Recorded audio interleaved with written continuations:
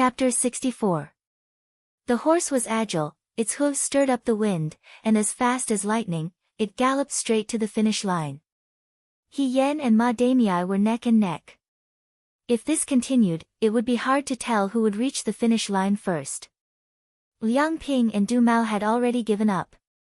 They knew that their equestrian skills were not as good as the two in front of them, and they could not catch up. They simply strolled slowly behind them. Anyway, they had already done what Chief Instructor Shen asked them to do. Chief Instructor Shen called them out last night and asked them to compete with He Yen in equestrian archery today. At first, Liang Ping and Du Mao both refused. They were not recruits, so why should they compete with He Yen? But Chief Instructor insisted that they do this. He also asked them to create trouble for He Yen as much as possible during the equestrian archery journey, and not let He Yen win. Liang Ping felt very uncomfortable. They wanted to compete with He Yen, but they could not let He Yen win. Wasn't this deliberately unfair? Comparing their instructor and the recruits was already bullying, and the three of them teamed up to deal with He Yen. It was simply the worst kind of bullying. Who knew that man proposes, God disposes? Not to mention the three of them, He and Du Mao did not bully He Yen. Instead, they were bullied by He Yen. Fortunately, the recruits did not see it. If they saw it, where would they put their old faces? But among the three of them, Ma Damii was an expert in equestrian skills. How would He Yen compare with her? From afar, they could see the red silk cloth on the flagpole at the finish line. He Yen pulled the reins, and the horse moved forward, half a step ahead of Ma Damii.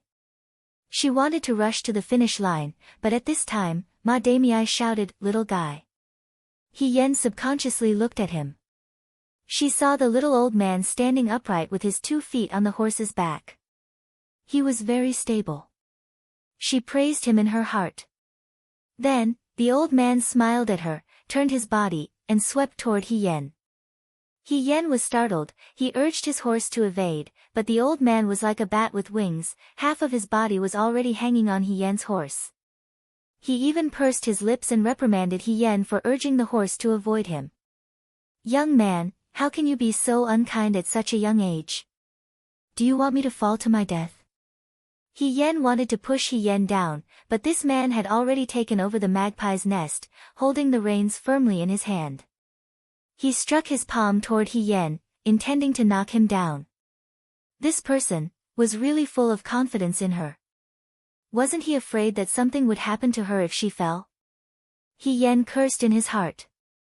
He exchanged 2 more moves with him, but neither of them was able to gain an advantage. Ma Damii was also surprised. The dozens of instructors of the Liang State Guard all had their own strengths. Some of them were proficient in bows and crossbows, while others were proficient in foot encirclement. However, he was most proficient in horseback archery. Yesterday, Shen Han had asked him to compete with He Yen today. At first, he thought Shen Han was crazy, but now, it seemed that this young man named He Yen had greatly exceeded his expectations. His riding skills were exquisite, and his mind was nimble and decisive. He knew that it would be difficult for the three of them to hit the grass target, so he simply knocked away all of the other people's arrows. At this moment, the 2 moves he exchanged with him were not chaotic at all. It was as if he often exchanged blows with others in critical situations. He was very calm. He Yen, on the other hand, was not as calm as he appeared. The instructors of the Liang State Guard weren't people who only knew how to eat and not do anything. This old man was truly difficult to deal with. Seeing that the finish line was too close, her goal was not to exchange blows with him, but to cross the finish line first. If this continued, even if the horse reached the finish line, with both her and the old man on the horse, who would win? How treacherous! When she raised her head, her face was also full of smiles, without a trace of displeasure. "Although I am young, I know how to respect my elders. You are already so old, yet you are still riding with me. If you fall, even 10,000 deaths would not be enough to absolve me of the blame. I'd better switch horses." As she spoke, she leaned forward and grabbed the iron ring on the horse's saddle with both hands. She leaned against the horse and let go. This move was truly beautiful. Ma Damiai's eyes couldn't help but light up. He Yen grabbed the iron ring with one hand and used the whip in his other hand to wrap around Ma Damiai's empty horse not far away. When the two horses drew closer, He Yen let go and half of his body jumped onto the other horse. He grabbed the reins and flipped himself onto the horse again. Good. Good. Good. Ma Damiai said, good, 3 times in a row. She looked at He Yen with undisguised admiration. However, he smiled and said, but if you think you can win like this, you're still too inexperienced. Before she finished speaking, the horse under He Yen's body violently struggled and refused to move forward. Instead, it stood on the spot as if it had gone mad. This is my own horse. It recognizes its master. Young man, your horsemanship is not bad. But if the horse recognizes its master, you won't be able to control it. He laughed loudly, as if He Yen's move was exactly what he wanted. He was just waiting to see He Yen make a scene. The young man smiled slightly. His voice was not nervous at all. He calmly replied, I'll still try. What if I can control it again? After she finished speaking, she leaned over and put her lips close to the horse's ear. She didn't know what she was whispering, but the horse under her gradually calmed down after she tossed and turned. Ma Damiai was stunned. He couldn't believe his eyes. He had seen thousands of horses. He also had simple communication with horses. However, he had never seen a horse that recognized its master obediently listen to just a few words. There were myths and legends in ancient times. There were people who understood the language of hundreds of animals. He Yen, was he one? He had lived for so long, but he had never believed in myths and legends. The young man pulled on the reins and the horse galloped away. Ma Damiai hurriedly followed. However, he had already missed the best opportunity while he was in a daze. The young man's words were still ringing in his ears. He had a smug expression on his face. Instructor, your chance to beat me ends here. At the end of the horse path, Shen Han and Xiao Ju sat in a pavilion in the forest. Shen Han didn't touch the tea in his teacup at all. Xiao Ju, on the other hand, drank half a cup. He had a panoramic view of He Yan's fight with Ma Damiai just now. Shen Han closed his eyes. A chill rose in his heart. Xiao Ju was right. It was impossible for such a genius to appear in the Liang province guards. She was first in every event and had surpassed all of his instructors. This wasn't a good thing. It was too strange. It was as if it was specially prepared for the Liang province guards. The red silk fluttered in the wind. The young man and his horse were like a gust of wind as they swept across the finish line. He reined in the horse and shouted for it to stop. Smoke and dust rose. Behind him was Ma Damiai. She had a serious expression and didn't look relaxed. The two of them stopped one after the other. He Yen got off his horse first. After he got off, Ma Damiai also got off her horse. She walked towards Ma Damiai and stopped in front of her. I didn't mean to tease you just now. I was forced by the situation. You won't hold it against me, right? The young man looked anxious. Ma Damiai was stunned for a moment. Then she smiled. Young man, what are you talking about? It's a competition. A big smile appeared on the young man's face. She wiped the sweat on her forehead and thought for a moment. Then she said, then this time, thanks for letting me win. Thanks for letting me win. In other words, she won again. Chapter 65. Liang Ping and Du Mao, who were behind him, finally rushed back. The two of them got off their horses at the finish line and saw He Yen happily drinking water while Ma Damiai stood to the side, deep in thought. It didn't look like Ma Damiai had won. The two of them thought at the same time, it can't be, right? Even Ma Damiai couldn't beat He Yen. Liang Ping walked to Ma Damiai's side. Ma Damiai didn't wait for him to speak and said, I lost. She really lost? Liang Ping was surprised. How can that be? How could you lose to him? Ma Damii was the best equestrian archer among their instructors. If Ma Damii couldn't beat He Yan, then didn't that mean that no one in the entire Liangzhou guard was better than He Yan in equestrian skills? Then why would He Yan come to learn equestrian archery? He could be his own instructor. Did that brat trick you? Du Mao asked in a low voice. Did you fall for his trick? He Yan had just used his whip to deflect all of his arrows. Du Mao was angry just thinking about it. Look, was this really something a new recruit could do? Ma Damii glared at him. I'm not as good as him, okay? She walked to He Yan's side and asked He Yan, little girl, I have something to ask you. Instructor, do you want to ask me what I said to your horse at the end so that it stopped going crazy and listened to me? He Yan tightened his water bag. If you want to ask about this, then forget it. It's an ancestral skill. I can't tell anyone. She winked at Ma Damii, then turned to Liang Ping and said, Liang Jiaodo, if there's nothing else, I'll leave first. I still have to go to the practice field to train. Liang Ping waved his hand. Forget it, out of sight, out of mind. Du Mao looked at her back and felt that it was strange. She's still quite energetic after this run. She actually still has the strength to go to the practice field to train. What kind of person is she? He's different from you and me, Liang Ping answered grumpily. I've made a fool of myself in front of you. Shen Han was a little embarrassed.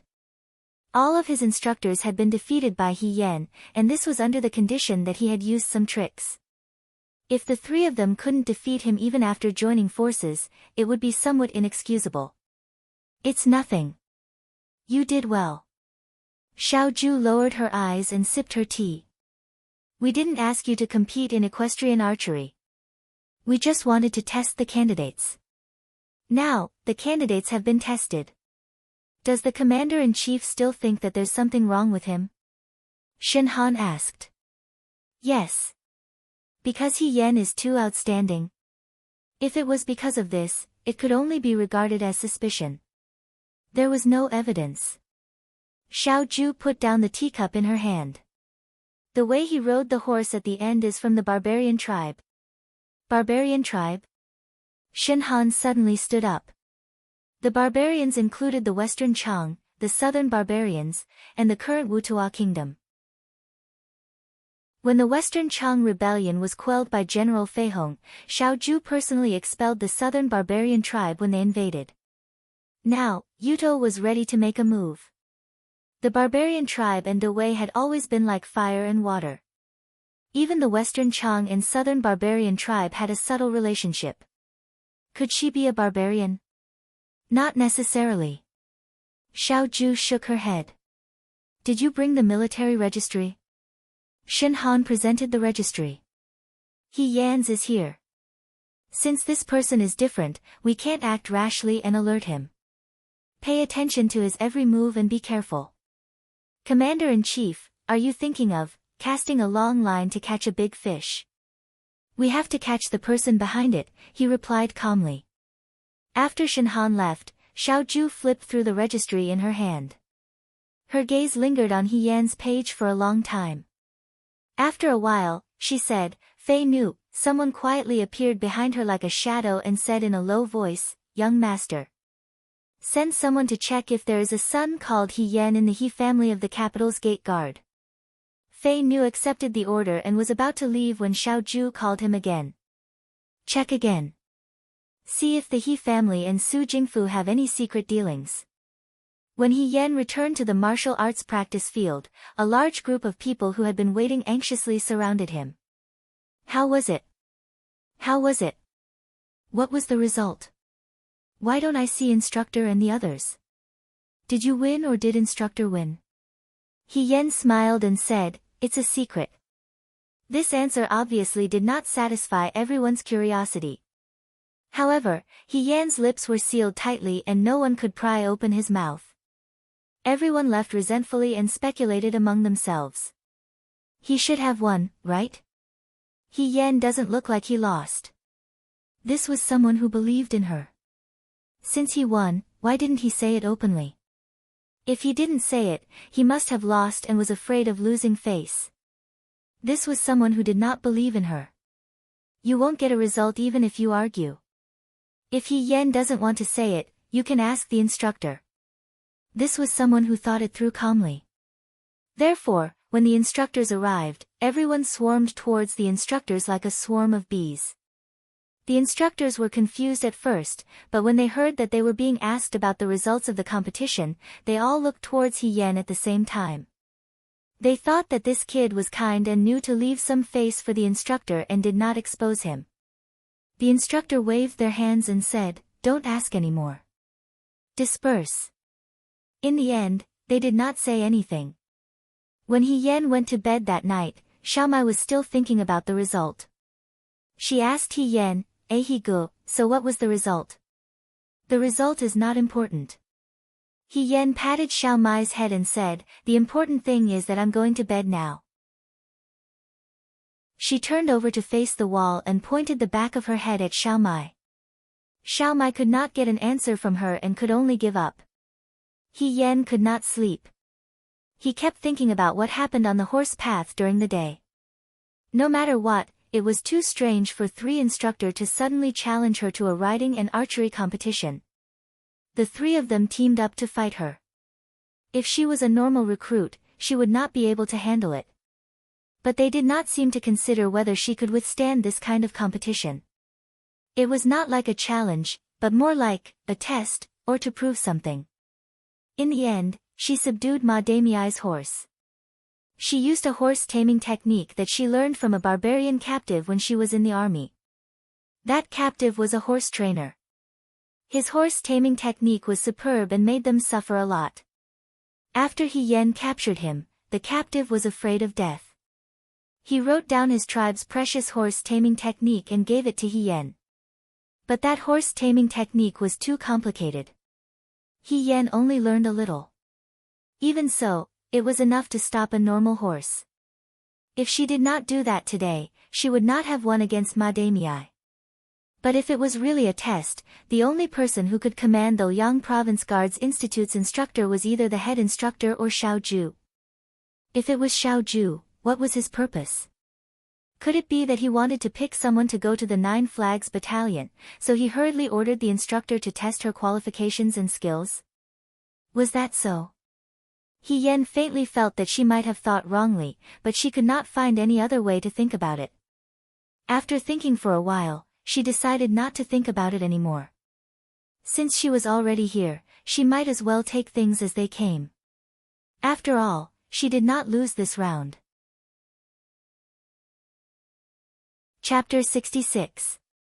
He Yen originally thought that if it was Xiao Ju who asked Ma Damiai and the others to compete in equestrian archery with him, then after the competition, they would be able to see that his skills were out of the ordinary and would do something about it. But after more than 10 days had passed, the days were still as usual. Other than the occasional recruits who came to compete with her, nothing else happened. She didn't even get an extra cup of military rations. Maybe, it was just a coincidence. He Yen thought that maybe the instructors were bored in the Liang Province Guard and wanted to test their skills. She put this matter to the back of her mind for the time being. After a few rains, the summer heat seemed to have lessened a bit. Occasionally, when she woke up in the morning for a jog, there was no sun and a cool breeze. Before long, the summer of the Liang Province Guard would be over. It was also because the weather was gradually cooling that the recruits were allowed to enter the mountain a few days ago. Mount Baiyue was extremely large. It would take at least a day and a night to climb the mountain. Because of this, the recruits were strictly forbidden from climbing the mountain. At most, they could only go to the top. Every day, 5 people would go up the mountain to patrol. Hong Shan didn't understand. What are 5 people patrolling for? If there really is any danger, will 5 people be enough? He Yen thought, of course it won't be enough. You weren't supposed to be patrolling in the first place. The new recruits of the Liangzhou Guard had been training here for an entire summer. Before long, it would be time for the battle for the flag. The flag battle was to plant more than 10 flags at the top of the mountain. The recruits with better aptitudes and outstanding results would be divided into teams and they would go up the mountain to compete. There would be fights between the teams competing. When they finally went down the mountain, the team with the most flags would be the winner.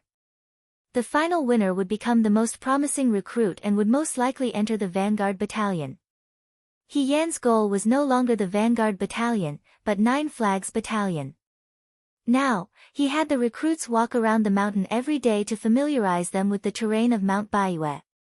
He wanted them to remember the location so that they wouldn't be unfamiliar with the way during the flag battle. However, the recruits didn't know. As someone who had been in the military, He Yan knew. The last time she fought for the flag in Mo County was connected to the desert. When the wind blew in the desert, the landmarks disappeared and the sand dunes changed.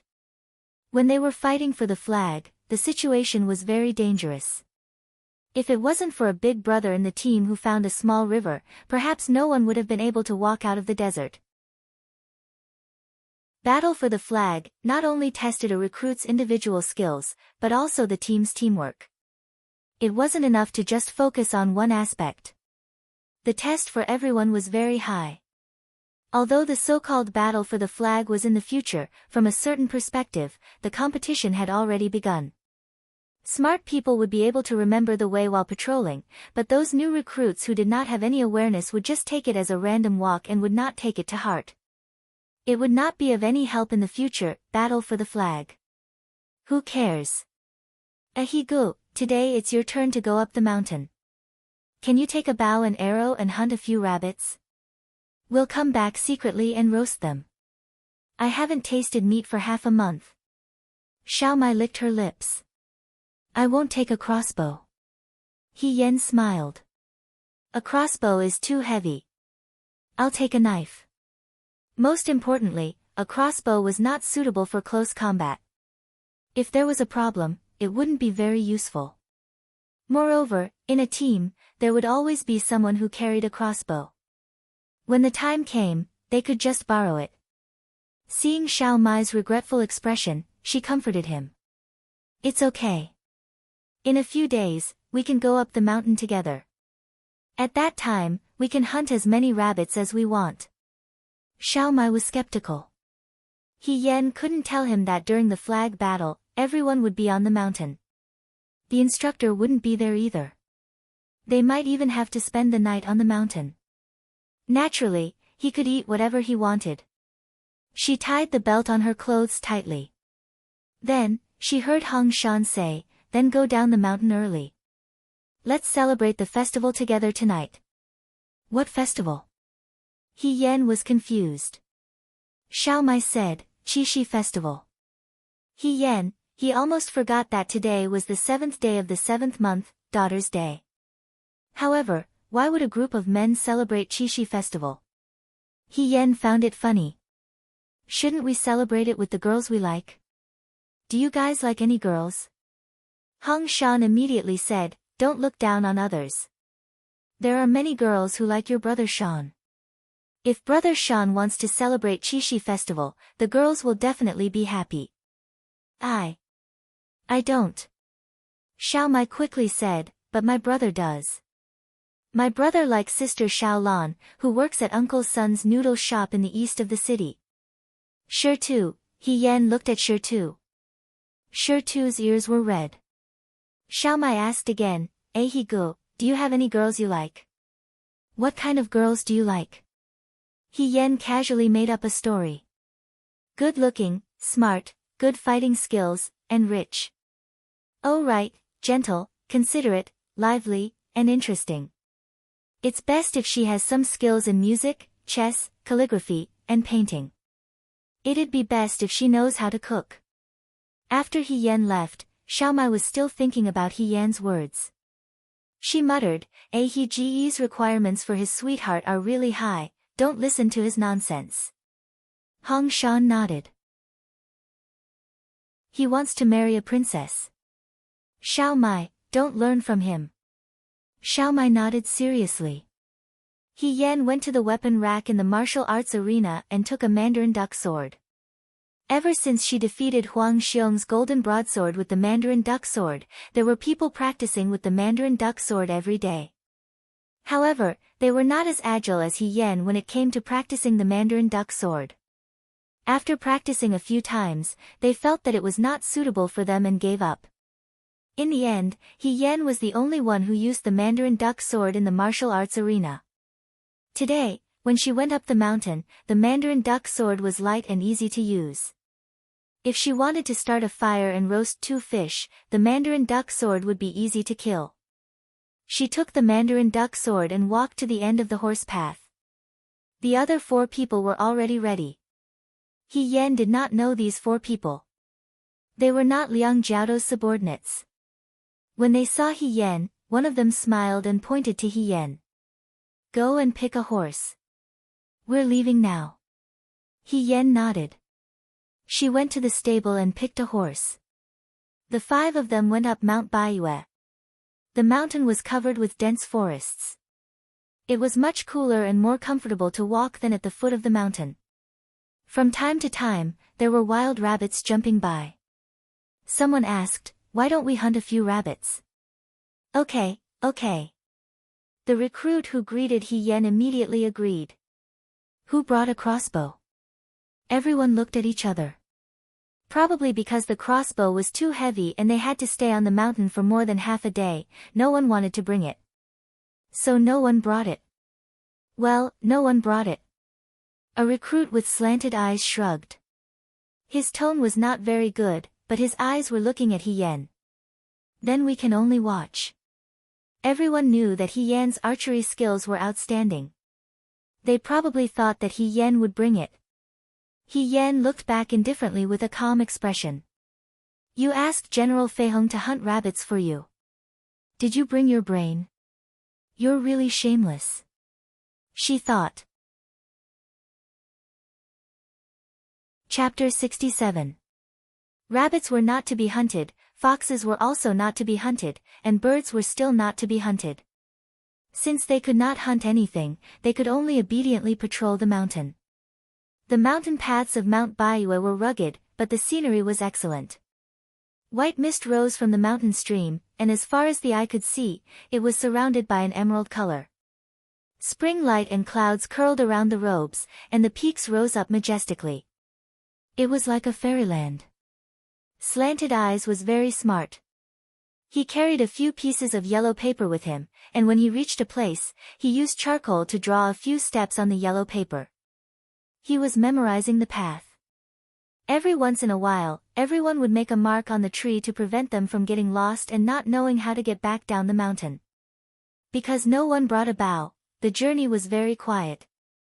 They set off early in the morning and finally climbed to the top by noon. Everyone tied their horses to the trees and rested for a while beside a small stream. After eating their dry rations and recovering their strength, they could go down the mountain and return to the garrison before sunset. The recruit who greeted He Yan was not very physically strong.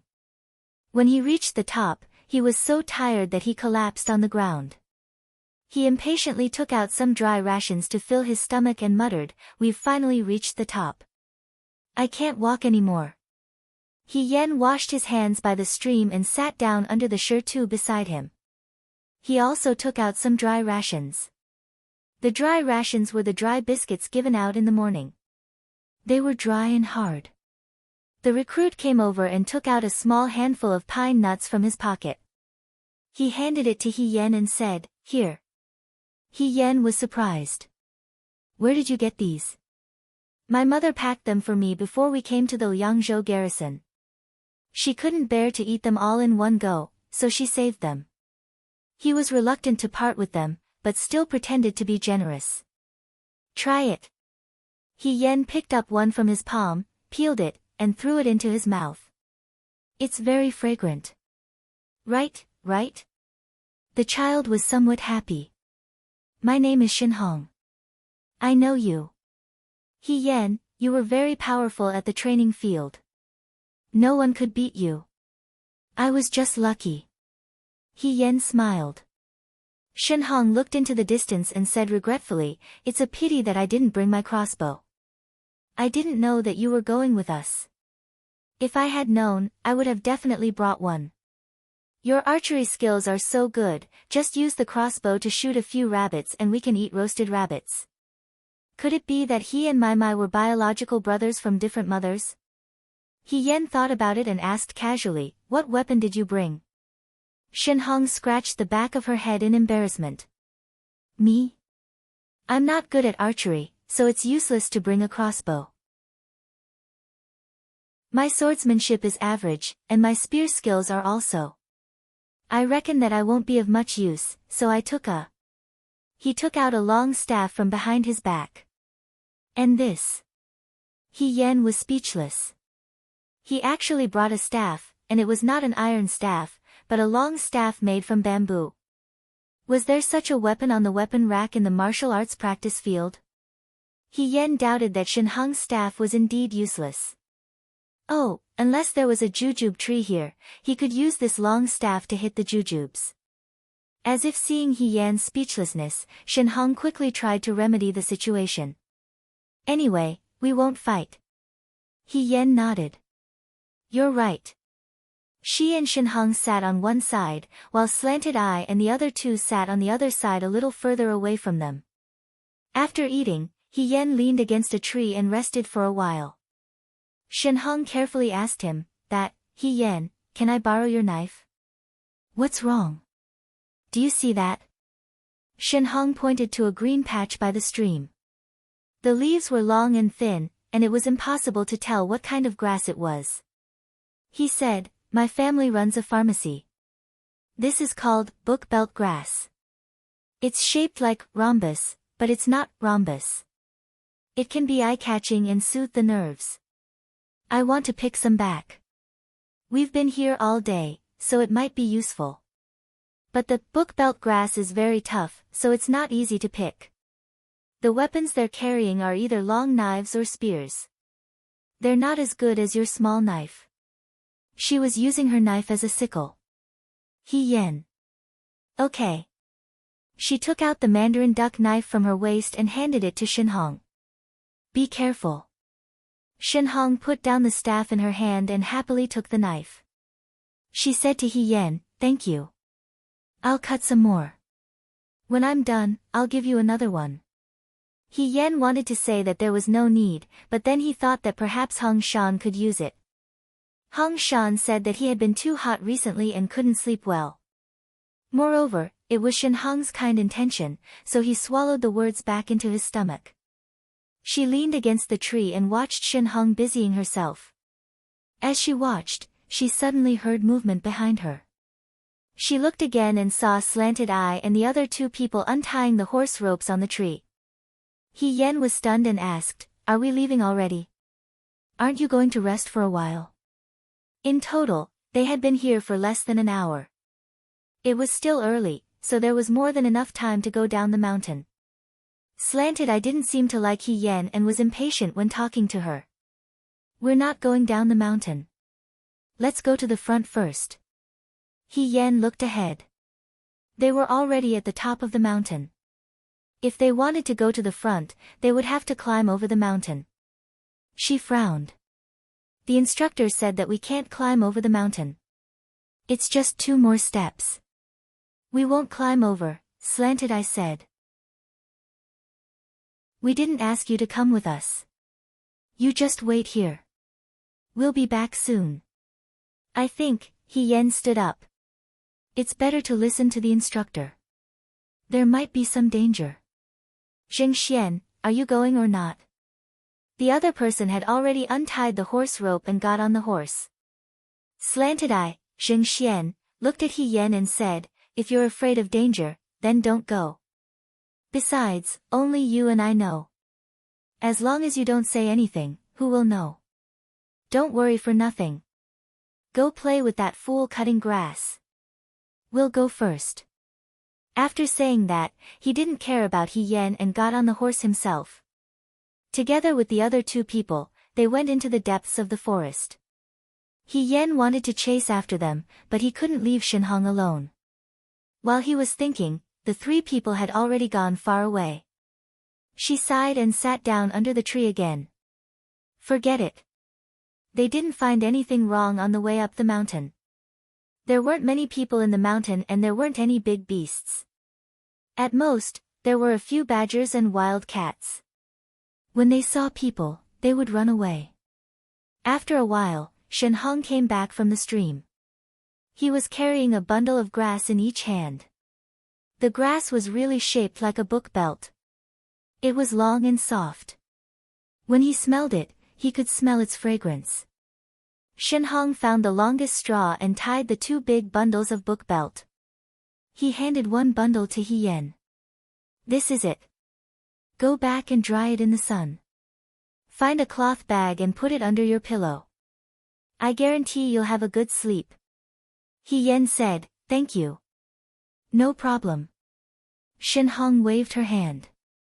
Only then did he realize that the other people had disappeared. He asked curiously, where are they? They went for a walk. He Yen shrugged. Let's wait here for them to come back. Shen Hong didn't understand. Just as she was about to ask, she suddenly heard a scream from the depths of the forest. It was one of the new recruits who was with them. He Yen was startled. He frowned. In the next moment, he untied the reins and got on the horse. He went straight to the source of the sound. Chapter 68. The source of the sound was not far away. He Yen galloped on his horse, and Shen Hong followed behind him. She shouted as she ran, "Hey, wait for me." As they went further up the mountain, the forest became denser and more moist due to the shade. Almost no sunlight could pass through. In front of people, it felt like the night, gloomy and cold. He Yen stopped in front of a bush. Zheng Xian and the other two were right in front of him. Their horses were anxiously galloping in place, not daring to take a step forward. Zheng Xian's face was pale, and the other two were on the verge of tears.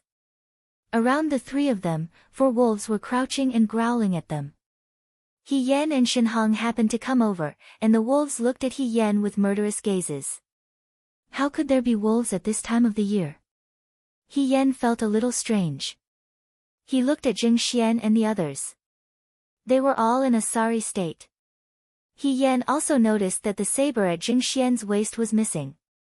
A pack of wolves would attack a person who was alone, but they would not attack the 3 of them for no reason. He Yen asked, "What did you do?" Zheng Xian's face was pale and he did not speak. The recruit behind him said with a sobbing tone, We walked to the front and saw a cave. There were howls coming from inside, so we went in to take a look. There was a litter of wolf pups inside. Did you touch the wolf pups? He Yen asked sternly. Her harsh words scared the recruit. He quickly replied, No, we just wanted to take them back and raise them. Not long after we left, we saw these wolves. He Yen simply wanted to pry open these people's brains and see what exactly was inside. Seeing a wolf's den meant that a female wolf was nearby. Not only did they not leave quickly, they even took the wolf pups. Did they really think that the adult wolves would not follow the scent? Where are the wolf pups? He Yen asked. We were scared and quickly threw the wolf pups back to them, but what? He Yan's heart suddenly had a bad premonition. But one of them fell on a rock and seemed to be dead, the person said. You! He Yen was furious. This pack of wolves would not leave. What are you yelling for? Zheng Xian was angry. Isn't it just a few wolves? Just kill him. How could a person be forced to death by a few beasts? He Yen sneered, Is that so? What about your saber?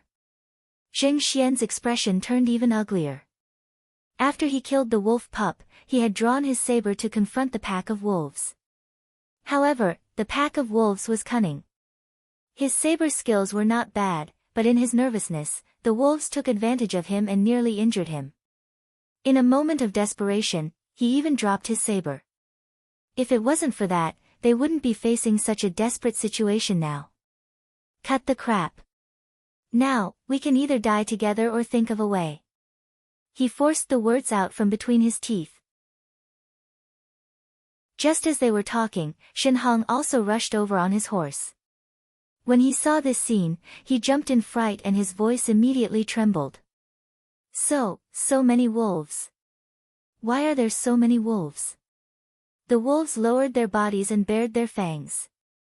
This was a sign that they were about to attack. If they had a match, it would be fine. Wolves were afraid of fire. However, they had come out in broad daylight and had not brought any with them. Just as he thought of this, the 4 wolves pounced on the 3 people surrounding them. The 3 people screamed in panic. One of their horse legs was bitten and almost fell off. Shen Hong was about to cry. Help! What was the use of calling for help now? There was no one else here. He Yen steeled his heart and rushed in on his horse. With her charge, she had broken the encirclement of the wolves. When the wolves saw her, they rushed towards her. He Yen urged, "Where are your spears? Take them out and use them." Oh.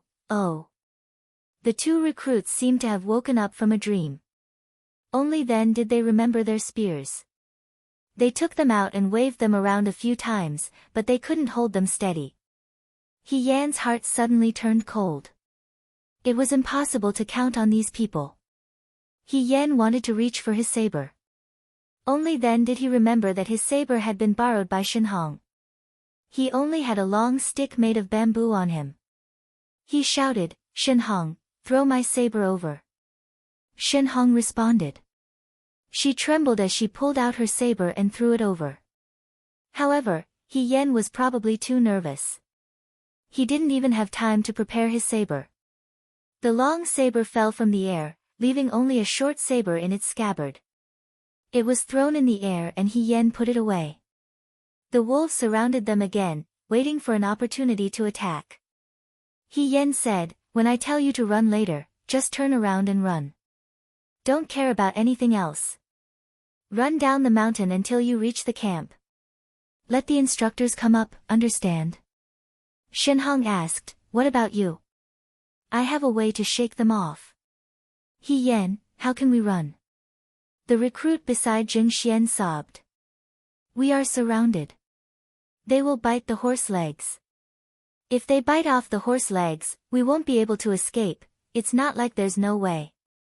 After He Yen said this, the short saber in his hand suddenly flew out. The yang saber was originally small. His movement was fast. In the blink of an eye, everyone only saw a flash of silver light. Suddenly, there was a miserable howl. The smell of blood immediately flowed out. The largest wolf fell to the ground. Blood kept bubbling out of its throat. The saber had completely sunk into its throat. Only the handle of the saber was left outside. The wolf struggled a few times and stopped breathing. "Run!" He Yen shouted. Zheng Xian and the others didn't dare to breathe loudly. They immediately shouted, "Jia," and used all their strength to rush out of the forest. They thought that the remaining wolves would chase after them. They didn't dare to look back. In the blink of an eye, they disappeared. The remaining wolves didn't chase after them. They panicked for a moment. When they looked at He Yen again, their gazes were extremely fierce. He Yen killed the leader of the wolves. Wolves were pack animals. Among these wolves, the largest one was their leader. They listened to the leader's command. He Yen killed them. They were a group of dragons without a leader. They were not as smart as before. But at the same time, as the price of killing the leader, she would face the revenge of these wolves.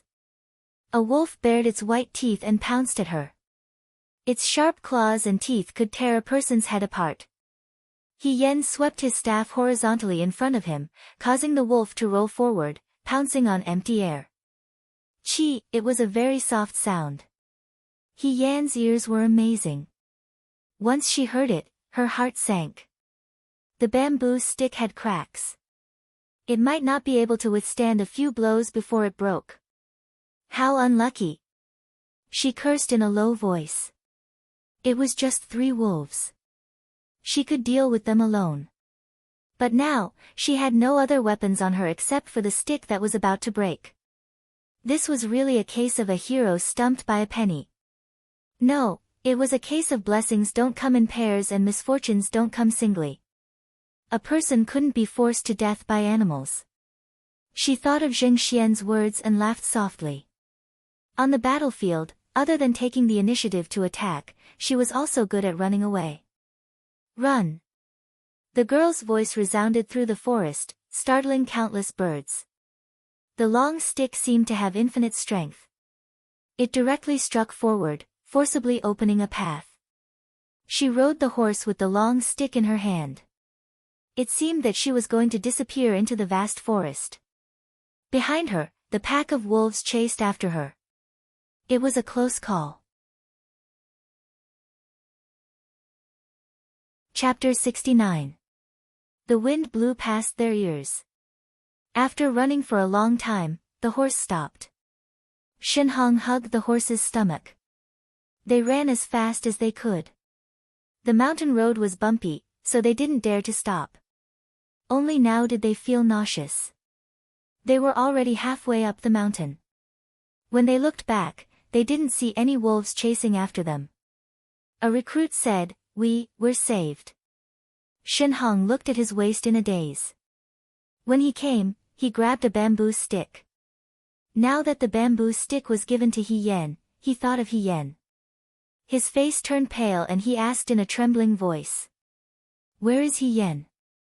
There was only one bamboo stick. Shenhong had lost one of his mandarin duck knives. The other one was stuck in the wolf's throat.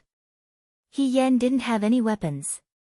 The three wolves were charging at him menacingly. How could he escape alone? Should we go back and take a look? He gathered his courage and asked. What nonsense are you talking about?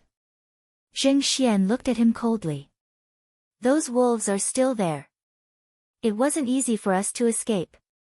Are we going back to die? But He Yan is behind us. He can't do it alone. Shenhong thought of He Yan and his eyes turned red.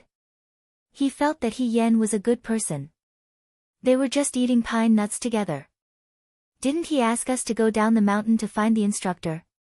The recruit beside Zheng Xian said, "Let's go down the mountain and tell the instructor to save him." No. Shenhong looked at Zheng Xian in disbelief. Zheng Xian's expression didn't change. If we tell the instructor, he will know that we went over the mountain. He just saved us. If it wasn't for He Yan, we would be dead. Shenhong said loudly. You know that the three of us almost died. If he went against the wolves alone, he would definitely die. Zheng Xian's voice was louder than Shenhong's. Going over the mountain is a violation of military orders. If it's light, you will be punished with a cane. If it's heavy, you will be beheaded. Do you want others to die for He Yan who is already dead? Shenhong, do you want to do this? Shenhong was stunned by the roar. He was naturally timid and afraid of trouble. If it weren't for his family's misfortune, he would have been the young master of a medicine shop for the rest of his life. He would have lived a normal life, without illness or disaster. Now that something had happened, he was already flustered. As soon as he heard that Su Hui's head had fallen to the ground, he shuddered in fear. He still had a mother to take care of at home. If he died, there would be no male in the family. How would the old and young live? I. Shenhong stammered, unable to speak. After we go down the mountain, pretend that nothing happened. When the sun sets, tell the instructor that He Yan didn't listen to anyone's advice. He climbed the mountain and couldn't find him, Zheng Xian said emotionlessly. This was not only to block He Yan's last way out, but also to frame He Yan with the crime of violating military orders. Shenhong shook her head, but the other two were already worried that they would be punished, so they agreed. Zheng Xian stared at Shenhong and said, If you want to complain, go ahead. Let's see if the instructor believes you or us. After saying that, he no longer cared about Shenhong's expression and urged his horse to gallop forward. Shenhong had no other choice. The mountain was getting dark, so she could only follow. The sky was getting dark, and there was almost no light in the forest. The horse lost its way on Mount Baiyue. He Yan held the bamboo stick and looked back.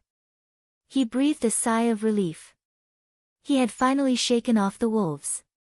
This was the first time he had seen wolves so relentlessly chasing after him. He Yan curled his lips and thought of the wolves he had encountered in Imo County.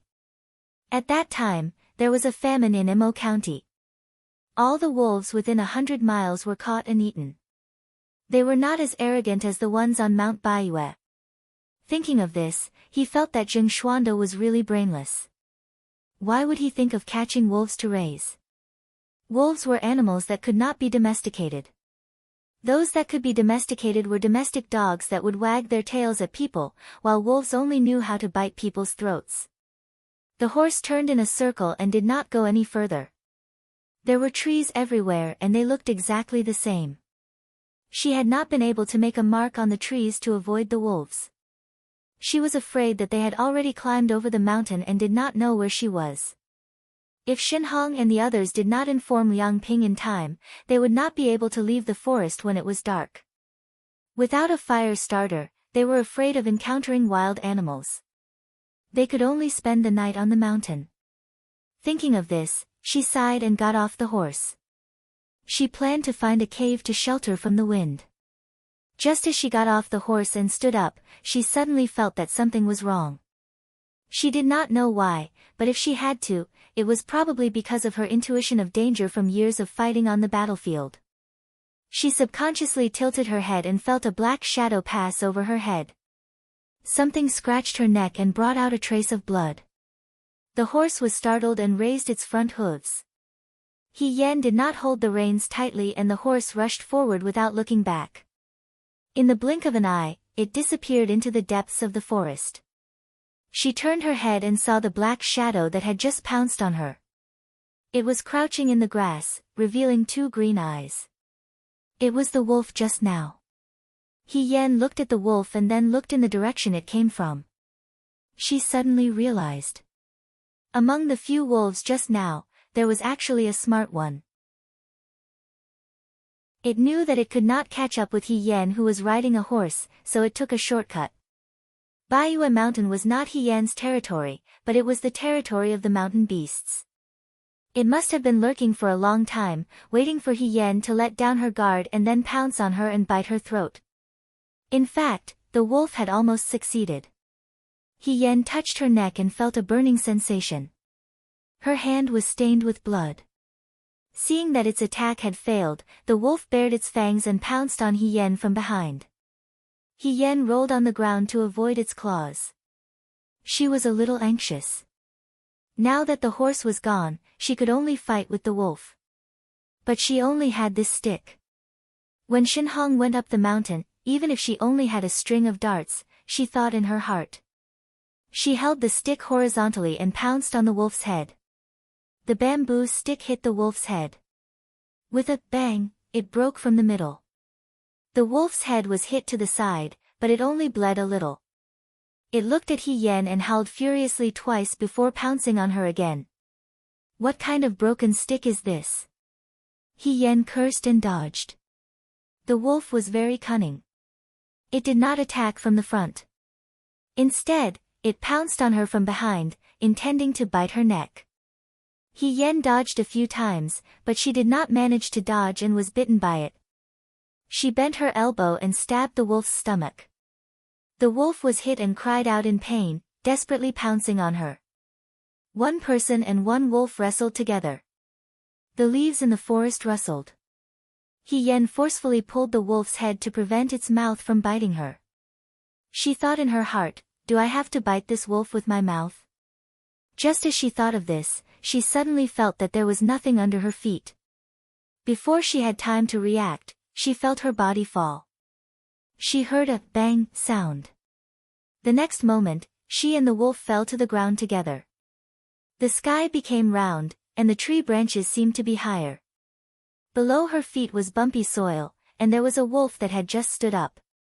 She and the wolf fell into the trap together. Chapter 70.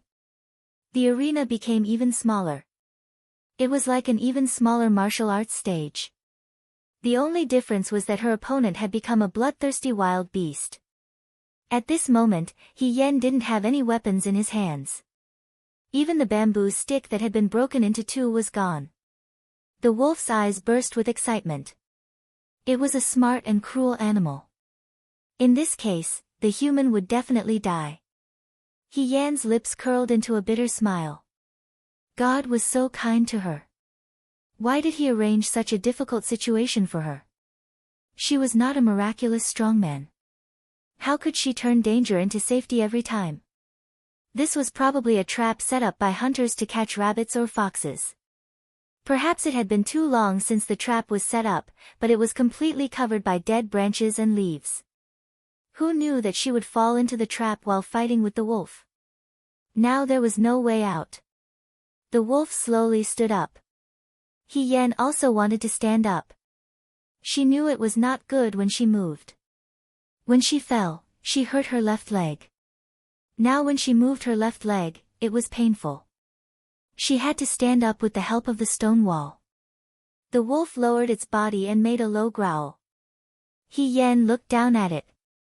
Her back was against the stone wall. She did not move. It took a few steps and suddenly rushed towards He Yen. With its bloody mouth open in front of his eyes, He Yen could almost smell the disgusting stench of blood. In front of his eyes, He Yen recalled the bones he saw on the roadside that were eaten by wolves. Their bodies were mutilated, their faces unrecognizable, and only a pile of rotten meat was left. In the nick of time, she suddenly stretched out her left arm.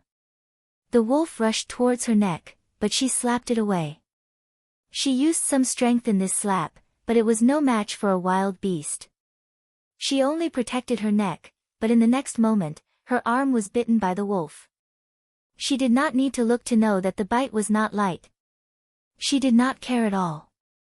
Instead, she moved forward, as if she wanted to put her arm deeper into the wolf's mouth. Before the wolf opened its mouth, He Yan's right hand suddenly chopped forward. A blood-curdling scream erupted from the wolf's mouth.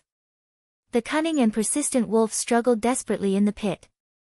Its eyes were scratched by the sharp stones, and blood splattered everywhere. He Yen let go of her hand.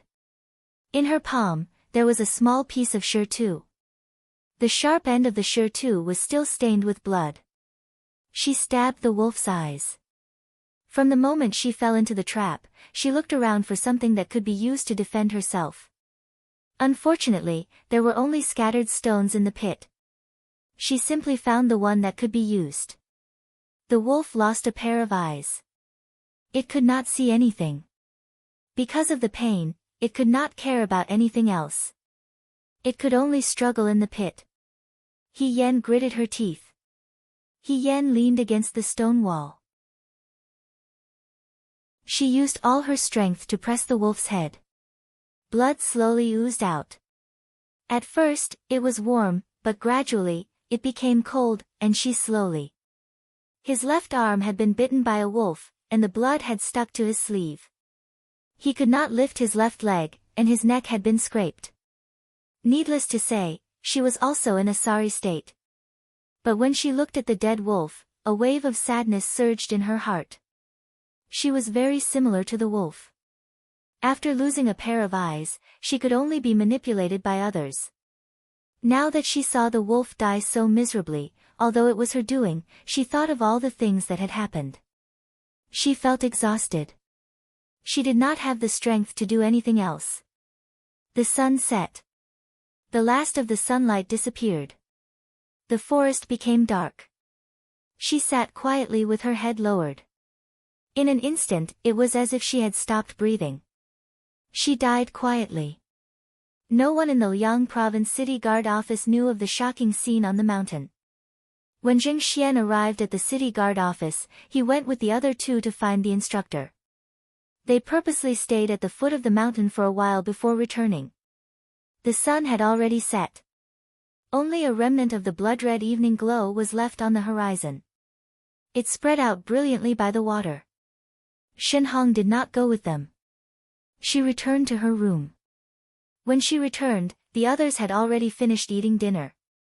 Seeing Shinhong sitting on the side in a daze, someone asked with a smile, "Hey, how did it feel to go up the mountain today? Why does she look so dazed? She can't be so tired that she's stupid, right? That's possible. Ha ha ha, she can't even do that. She's too weak." Everyone teased her. Thinking that Shinhong was tired, they did not take it to heart and went to do their own things. After a while, Wang Ba walked in. He was in the same room as Shinhong. When Wang Ba came in, the recruits in the room all greeted him. Although Wang Ba lost to He Yan in the crossbow competition, everyone still respected him here. Wang Ba also saw Shinhong sitting on the bed in a daze. He asked casually, "What's wrong with her?" "I don't know. It's her turn to go up the mountain today. When she came back, she was like this," someone replied. Wang Ba glanced at Shinhong. He felt that she was a bit strange.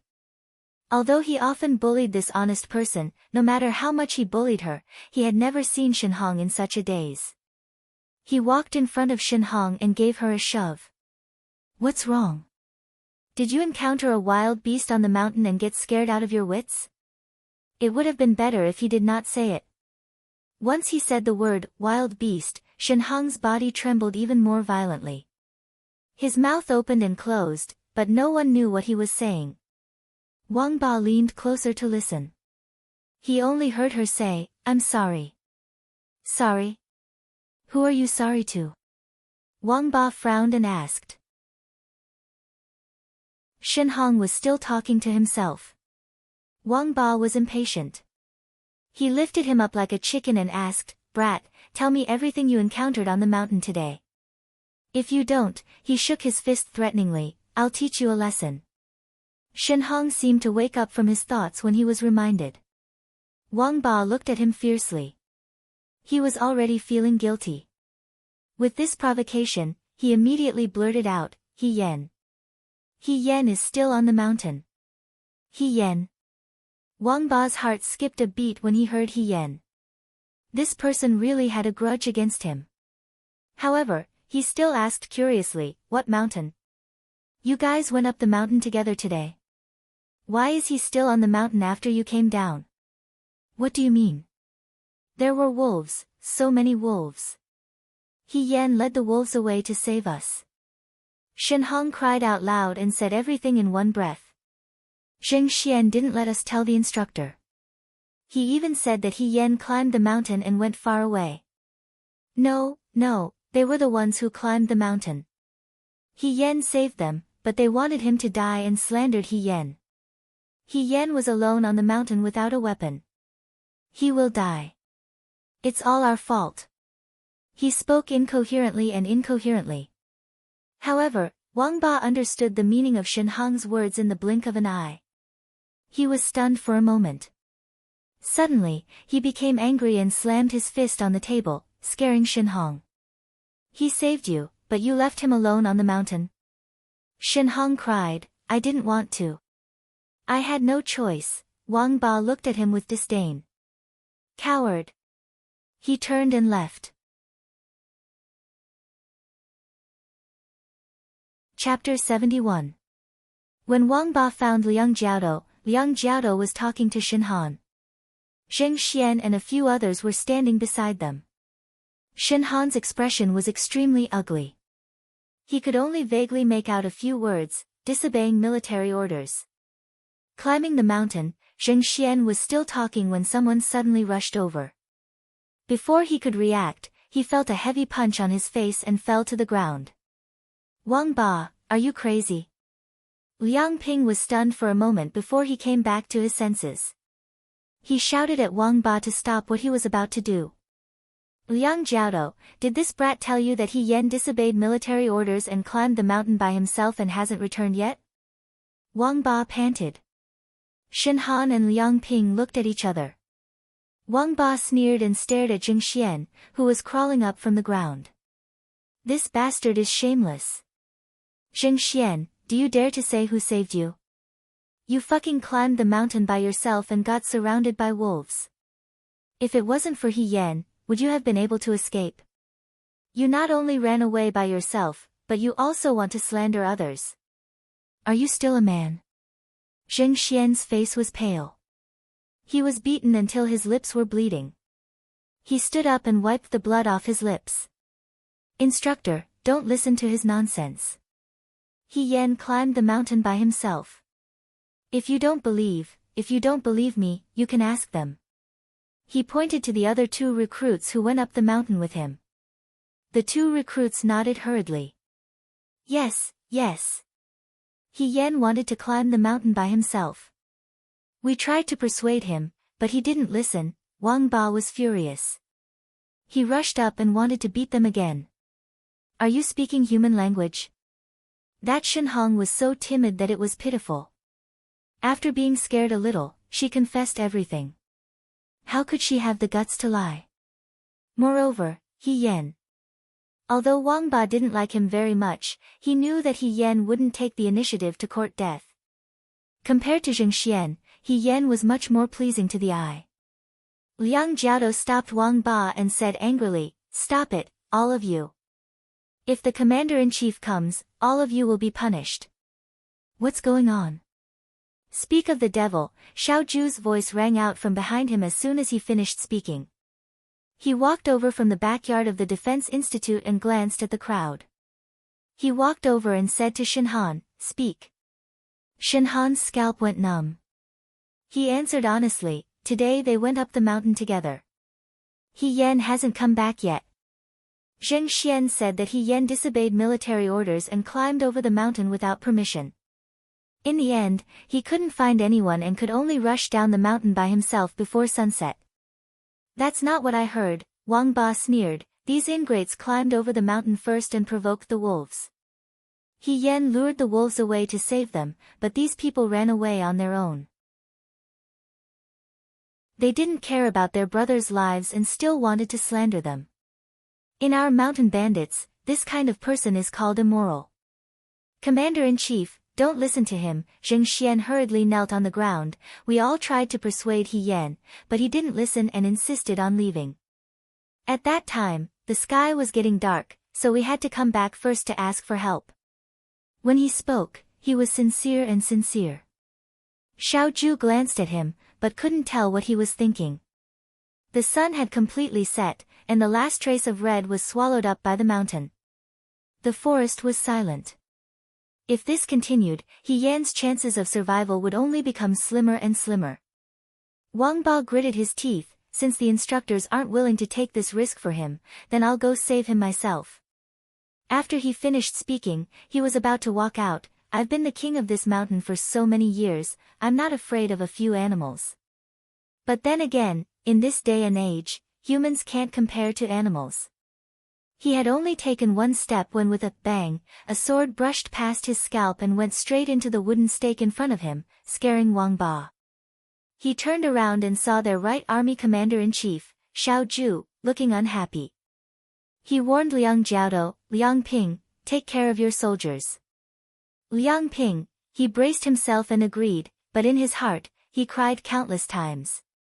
He thought that this time, he would be able to gain a good impression in front of military governor Xiao, but he didn't expect to be called out and criticized. For a moment, he felt disheartened and wished that he had never been here. Shen Han hesitated for a moment, then said, "Commander-in-chief, we'll bring people into the mountain now." "No need," Xiao Ju interrupted him. Wang Ba stared at him in disbelief. Zheng Xian's eyes flashed with a hint of joy. "The terrain on the mountain is complicated, I'm afraid there's a trap." "If you can't do it, I'll go," he said. After he finished speaking, he called out, and a black horse galloped over from afar.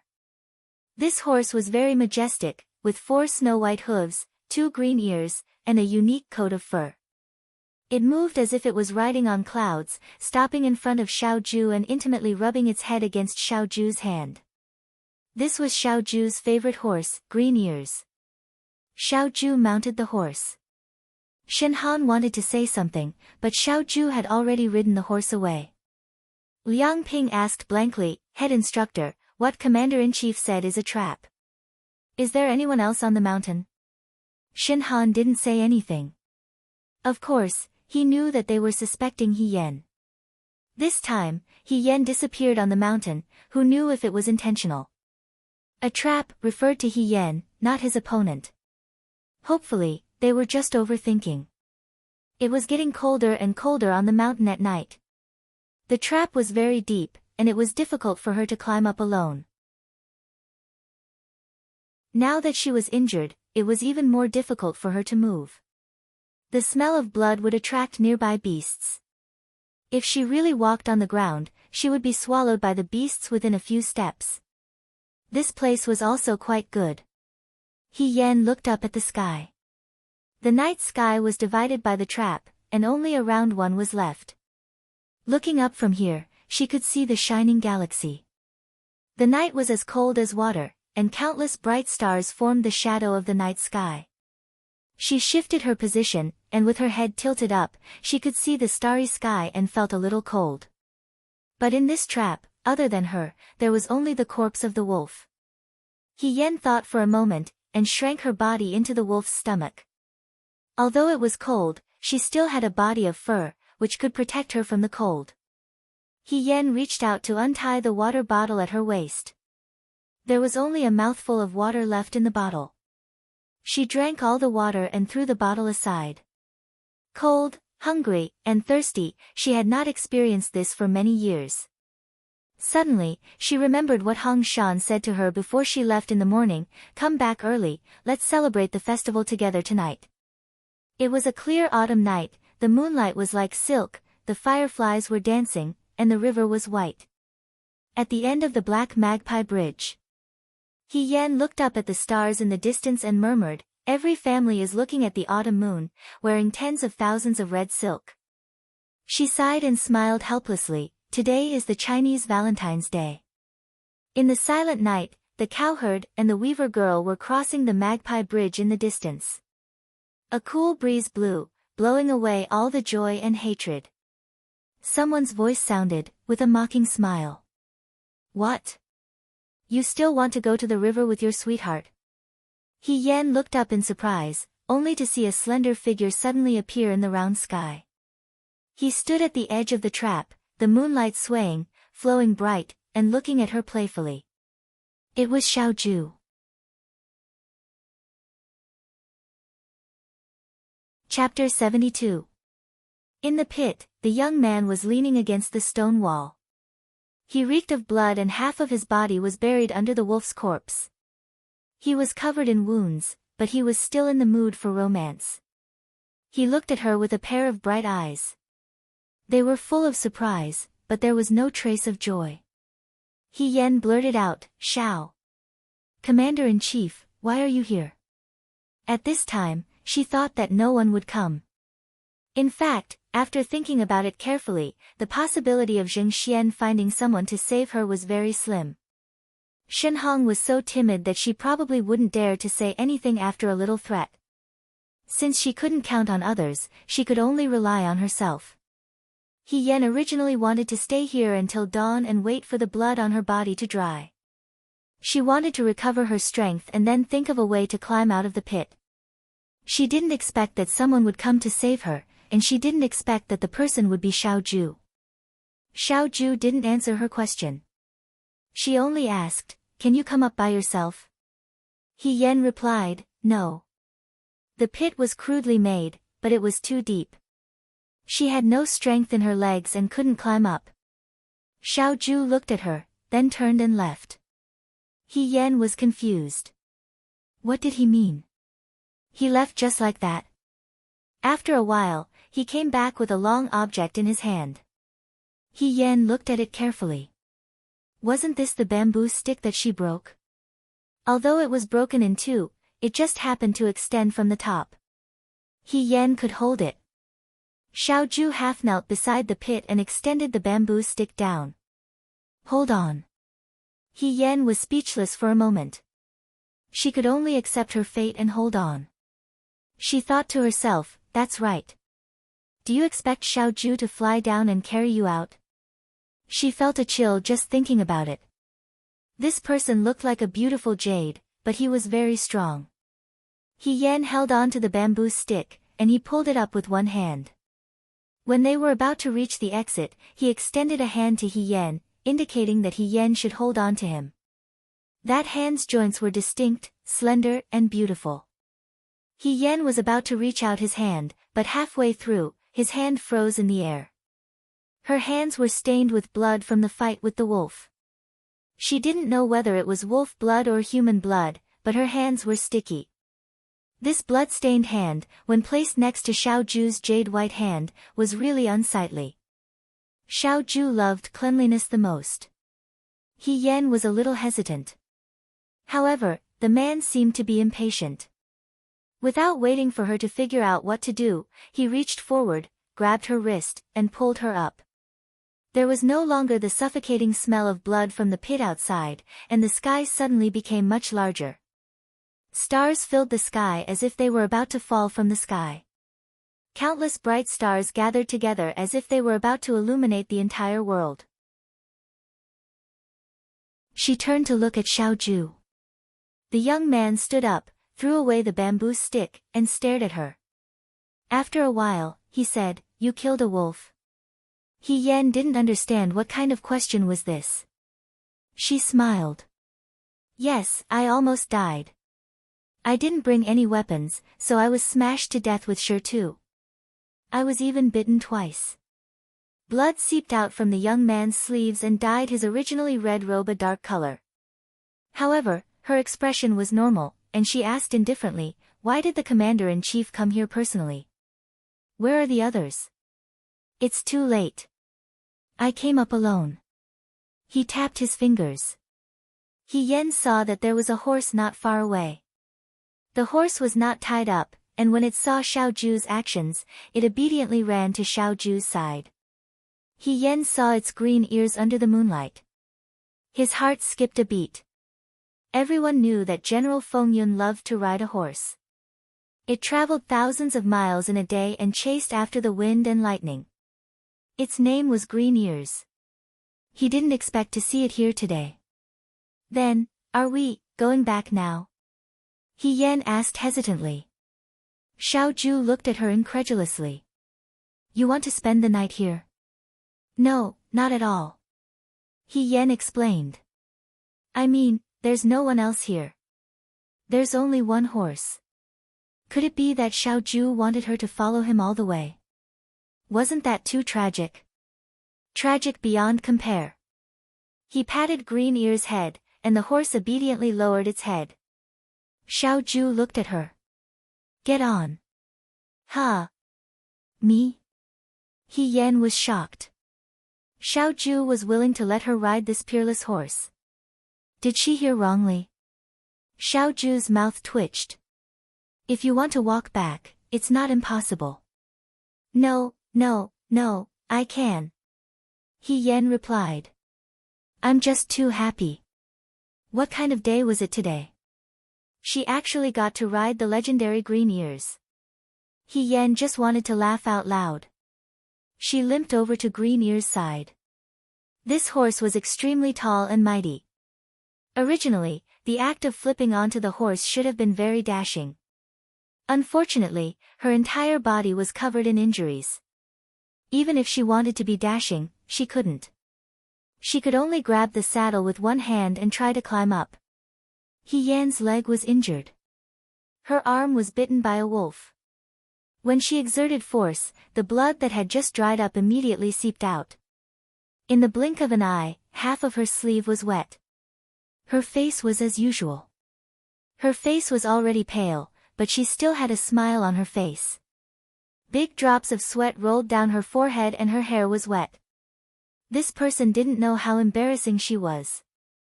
Xiao Ju raised her eyebrows slightly. He Yan was still climbing up with her hands and feet. Suddenly, someone's voice came from above. He said, "Don't you feel pain?" He Yan was stunned. In the next moment, someone grabbed her waist and pulled her up. Before she could cry out in surprise, she was already sitting on the back of the horse. There was another person behind her, and the faint scent of moon chilin drifted over, disturbing her thoughts. "Sit tight," Xiao Ju said. He Yan couldn't describe her feelings at this moment. She really didn't expect Xiaoju to carry her onto the horse's back. It should be a hug, right? She didn't feel it clearly. It was too fast. But now, he was sitting behind her. He Yan was petite and her head was leaning against his chest. It was like she was in his arms. She was frightened by her own thoughts. Subconsciously, she didn't feel shy, but scared. Xiaoju wasn't a romantic person. Moreover, she was a man now. Was everything that happened today just a dream? Xiaoju urged the horse to leave. He Yan said, "Wait, wait." He asked, "What's wrong now?" "Look at that wolf." He Yan pointed at the wolf's corpse in the pit. "It wasn't easy for me to kill it. It's a pity to just leave it here." The man replied coldly, "What do you want? Take it with us." He Yan asked tentatively. After a while, the young man sneered, "Yes." "Really?" He Yan turned around in surprise. "Commander-in-Chief, you're such a good person." She didn't expect much. He curved his lips and looked indifferent. "Let it come up." "You get off." He Yan was speechless. She said, "Pretend I didn't say anything." The horse took 2 steps and she turned around again. She almost bumped into Xiaoju. "Why don't I go down and skin the wolf before leaving? It's going to be autumn soon. The weather is cold. Wouldn't it be better to make a pair of wolf-skin boots?" She was answered with 2 heartless words. "Shut up."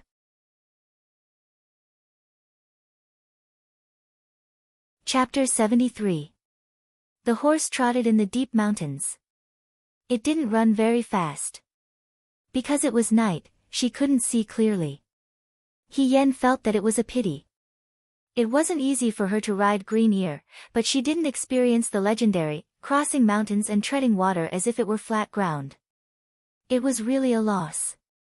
Starlight and moonlight seeped through the branches and leaves of the forest. He Yan rode on the horse and finally had the mood to look at the surrounding scenery.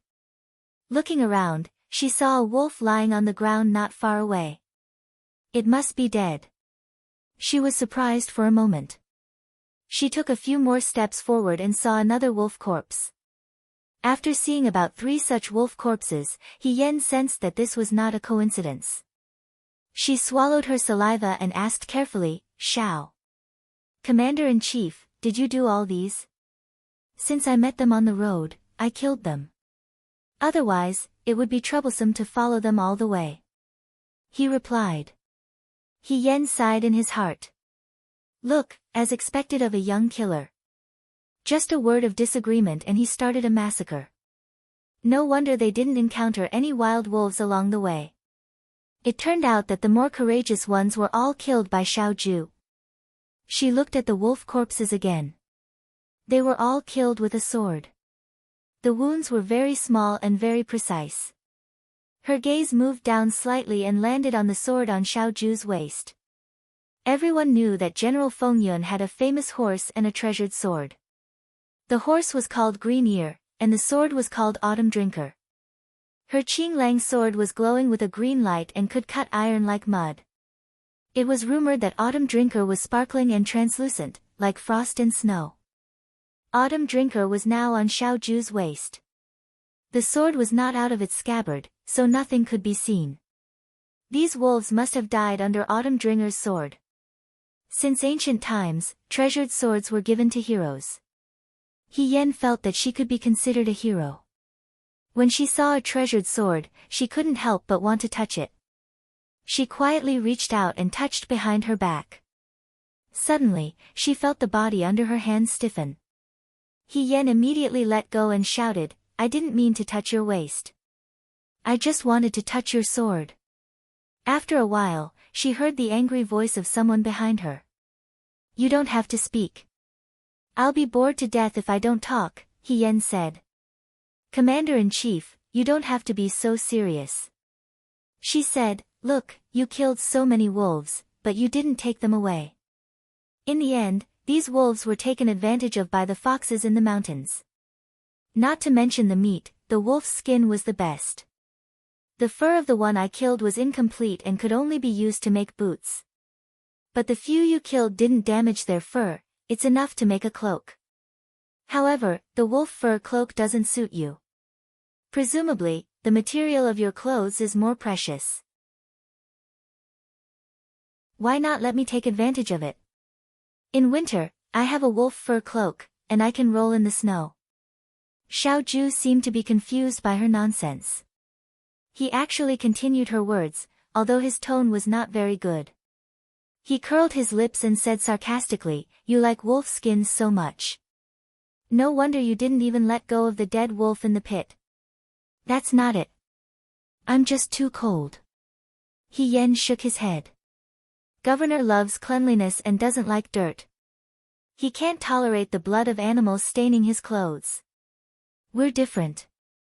Not to mention dead wolves, I've even slept in a pile of corpses. After a moment of silence, Xiao Ju asked, "When?" "It was when I was young. I don't remember it clearly." He Yen looked at the stars in the sky. "At that time, I had no choice but to save my life. So what if it was a pile of corpses? After all, I was the only one who survived." She thought that Xiao Ju would ask her what happened and was prepared to make up a story. Unexpectedly, Xiao Ju didn't ask, so her prepared story fell through. He Yan's thoughts went back to the past. Not long after she arrived at the Mo County, a group of Fuyue army recruits encountered the Xichang people at the edge of the desert. They were all recruits and didn't know how to fight. They just relied on their blood. But their blood was quickly dispersed by the Xichang people's savagery. In the end, the small group of recruits was completely wiped out. He Yen was also seriously injured at that time, but she didn't die. She hid under the corpses and still had a breath left. The Xichang people set the corpses on fire and left. At that time, He Yen thought that she was doomed and would die in this desert. But God didn't let her die. It suddenly rained in the middle of the road and the rain extinguished the flames on the corpses. He Yen didn't have the strength to move. She didn't dare to move. She didn't even dare to cry. The young man who was fooling around with her yesterday was now a corpse that couldn't move. The brother who was scolding her in the morning was already decapitated. She lay in the wreckage and experienced the cruelty of war for the first time. She lay in the pile of corpses and smelled the blood. She cried all night with her eyes wide open. At daybreak, a passerby passed by. He buried all the corpses on the spot and helped them collect their corpses. He also found He Yen who was on her last breath and saved her life. Later on, He Yen thought countless times that although she was a man in the capital, she wasn't strong enough. In her heart, she probably left herself a way out. But after that night, she didn't leave herself a way out. She wasn't a girl. No one could wipe away her tears on the battlefield. The only thing she had to do was to survive every life and death battle. At any time, surviving was the most important thing. In order to survive, so what if she had to stay with the wolf corpses? When necessary, if she really couldn't get out, she could eat the wolf meat raw. But Xiao Ju probably couldn't understand. He Yen sighed softly in her heart. At this time, she really felt a little cold. The young man was wearing black clothes and black armor. He Yen was a little afraid of dirtying his clothes, so she didn't dare to lean back. But she couldn't help but raise her head to look at him. From this angle, she could see his beautiful jawline. Xiao Ju was really good-looking. He Yen couldn't help but admit this fact in both her previous and current lives. He was born handsome and heroic. Although he was indifferent, there was always a touch of laziness that made people's hearts itch. The most beautiful thing about him was his pair of eyes. They were clear and cold like autumn water. It was as if nothing in the world was reflected in his eyes. People couldn't help but think about how gentle his eyes would be when he looked at someone seriously one day.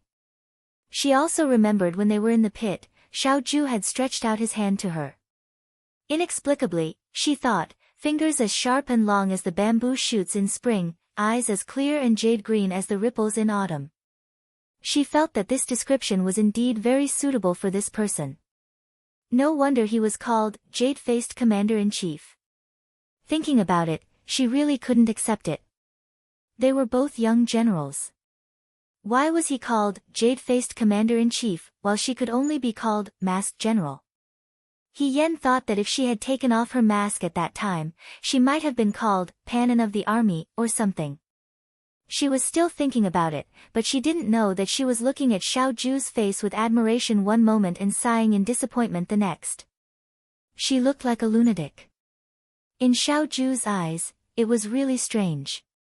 It was also very stupid.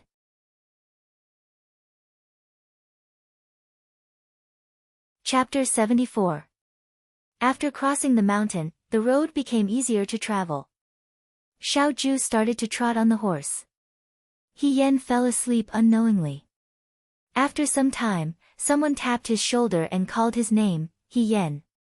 She opened her eyes and saw Liang Jiaodo standing in front of her. She was still leaning on Xiao Ju and dozing off. There was a faint trace of wetness on the inside of Xiao Ju's sleeve. She wasn't sure if it was her saliva. He Yen wiped his mouth and said apologetically, "I'm so sorry." Before she could finish speaking, the man had already dismounted from his horse, almost causing her to fall backwards. Xiao Ju said to Liang Ping, "I'll leave it to you." She didn't even look at He Yen and walked away. He Yen was speechless. Look, he didn't even give her a chance to thank him. He Yen shrugged and Liang Ping helped her down from the horse. Green Ears was a good boy.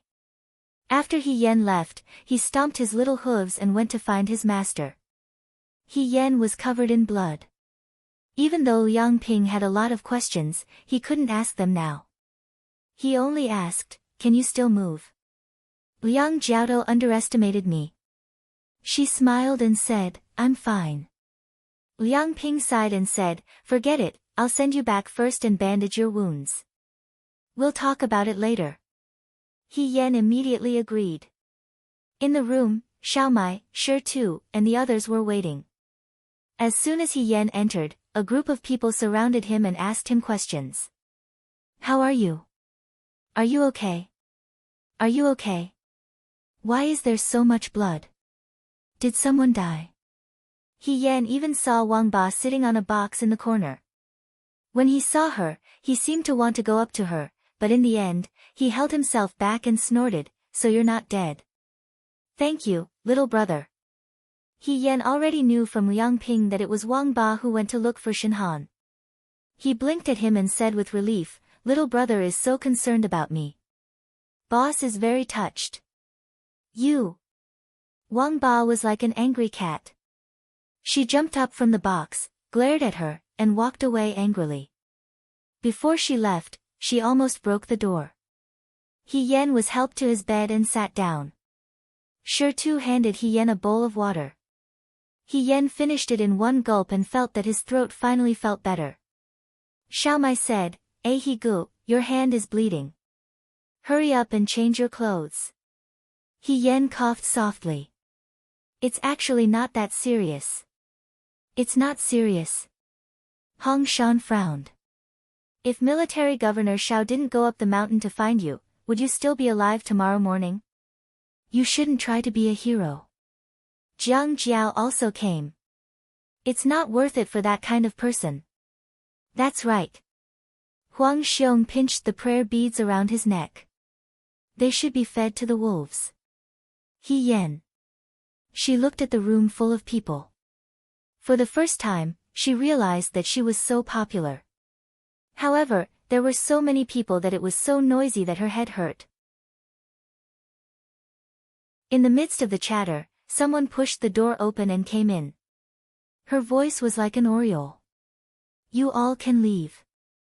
I'm here to deliver the medicine." The room instantly became silent. He Yen looked over curiously and saw the crowd automatically make way for a young woman to walk in. This woman was wearing a palace satin dress. Her long hair was tied up in a bun with a snow-white ribbon and a lotus jade hairpin. It was simple yet beautiful. Her jade-like face was light and her eyes were bright. She was very beautiful. Even the mosquitoes in the Yangzhou guard station were male. They had never seen such an elegant and refined beauty. For a moment, these men were as silent as cicadas in winter. They were afraid to disturb this lovely fairy. He Yan was confused. He only asked, "You are?" "I'm a doctor of the Yangzhou guards." The woman said softly, "Shen Mushue." He Yan felt that this name was familiar, but he couldn't remember where he had heard it. Shen Mushue had already placed the bowl of medicine on the bedside. He turned around and said to the others, "Could you all please leave for a moment?" Hong Shan immediately blushed. He said, "Oh, okay." He shouted and drove the others out. Before he left, he even gave He Yan an envious look. He Yan asked, "Is this medicine for me?" Shen Mushue nodded. He Yan picked up the bowl and drank it all in one gulp. Shen Mushue was stunned. He said, "Actually, you don't have to drink it so quickly, ah." He Yan scratched his head. "I have to drink it anyway." Shen Mushue seemed to be amused by him. She smiled and said, "Then little brother, take off your clothes first. I'll apply the medicine for you." He Yan hesitated for a moment. He said, Miss Shen, you can just put the medicine here. I'll apply it myself." "You?" Shen Mushue shook his head. "Let me do it. You're still young and a girl." He Yan advised her earnestly. "I'm a man. It's not good for you to look at me. There's no difference between men and women in front of doctors." Shen Mushue replied. He Yan thought for a moment. "It doesn't matter to you, but it matters to me." Shen Mushue raised her head. He Yan fearlessly looked back at her and said, "I have a fiancé. Miss Shen, my body can only be seen by my fiancé. My body is as clean as ice and as clean as jade. If you taint it, you have to take responsibility. Do you understand?" He wrapped his clothes tightly around himself. He looked as if he would rather die than submit. Shen Mushue had probably never seen such a shameless person. He stopped what he was doing and looked at her, not knowing how to react. "You can just leave the medicine here." He Yan said, "I'll apply the medicine myself. I want to keep my body clean for my sweetheart. Don't harm me." He looked serious. Shen Mushue was speechless for a moment. She was finally defeated by He Yan's shamelessness. She said, "The medicine and hot water are here. I'll go out. Call me when you're done." He Yan nodded happily.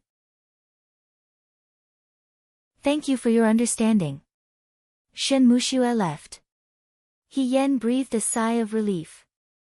She hurriedly took off her blood-stained clothes. She dipped a handkerchief in hot water and wiped her body. Then, she changed into a clean set of clothes. She rolled up her sleeves. Her elbow, which had been bitten by the wolf, was badly mutilated. It was a horrible sight. He Yan took a deep breath. She changed her handkerchief and was about to clean the bloodstains on her wound. At this moment, the door was pushed open again. He Yan was busy wiping her wound. He said without raising his head, "Didn't I say that you don't need to come in? I'll apply the medicine myself." A cold voice sounded. "You're really moved by your fiancé's chastity." He Yan raised her head. Xiao Ju was standing a few steps away from her. She crossed her arms and looked at her calmly. He Yan thought that it was a close call. Fortunately, she had moved quickly and changed her clothes. She squeezed out a smile. "Why is the commander-in-chief here? Don't tell me that you're here to settle the score with me. I've already said that I didn't touch your waist on purpose when we were on the mountain." Xiao Ju's expression froze. Her eyes were almost burning with anger. She raised her hand and threw a round object into He Yan's arms. He Yan picked it up and saw that it was an exquisite porcelain bottle. It looked like a mandarin duck pot. She pulled out the stopper and sniffed it. It was bitter and astringent. "This is medicine?" she asked hesitantly. That person said angrily, "Treat your own wound first." These words and this scene were inexplicably familiar. He Yen was slightly startled. She looked at him again. He had just changed his clothes. They were neat and new. He stood there, looking majestic. The moonlight shone in from outside and shone on his tall figure. For a moment, it was as if they had returned to the past. It was the same.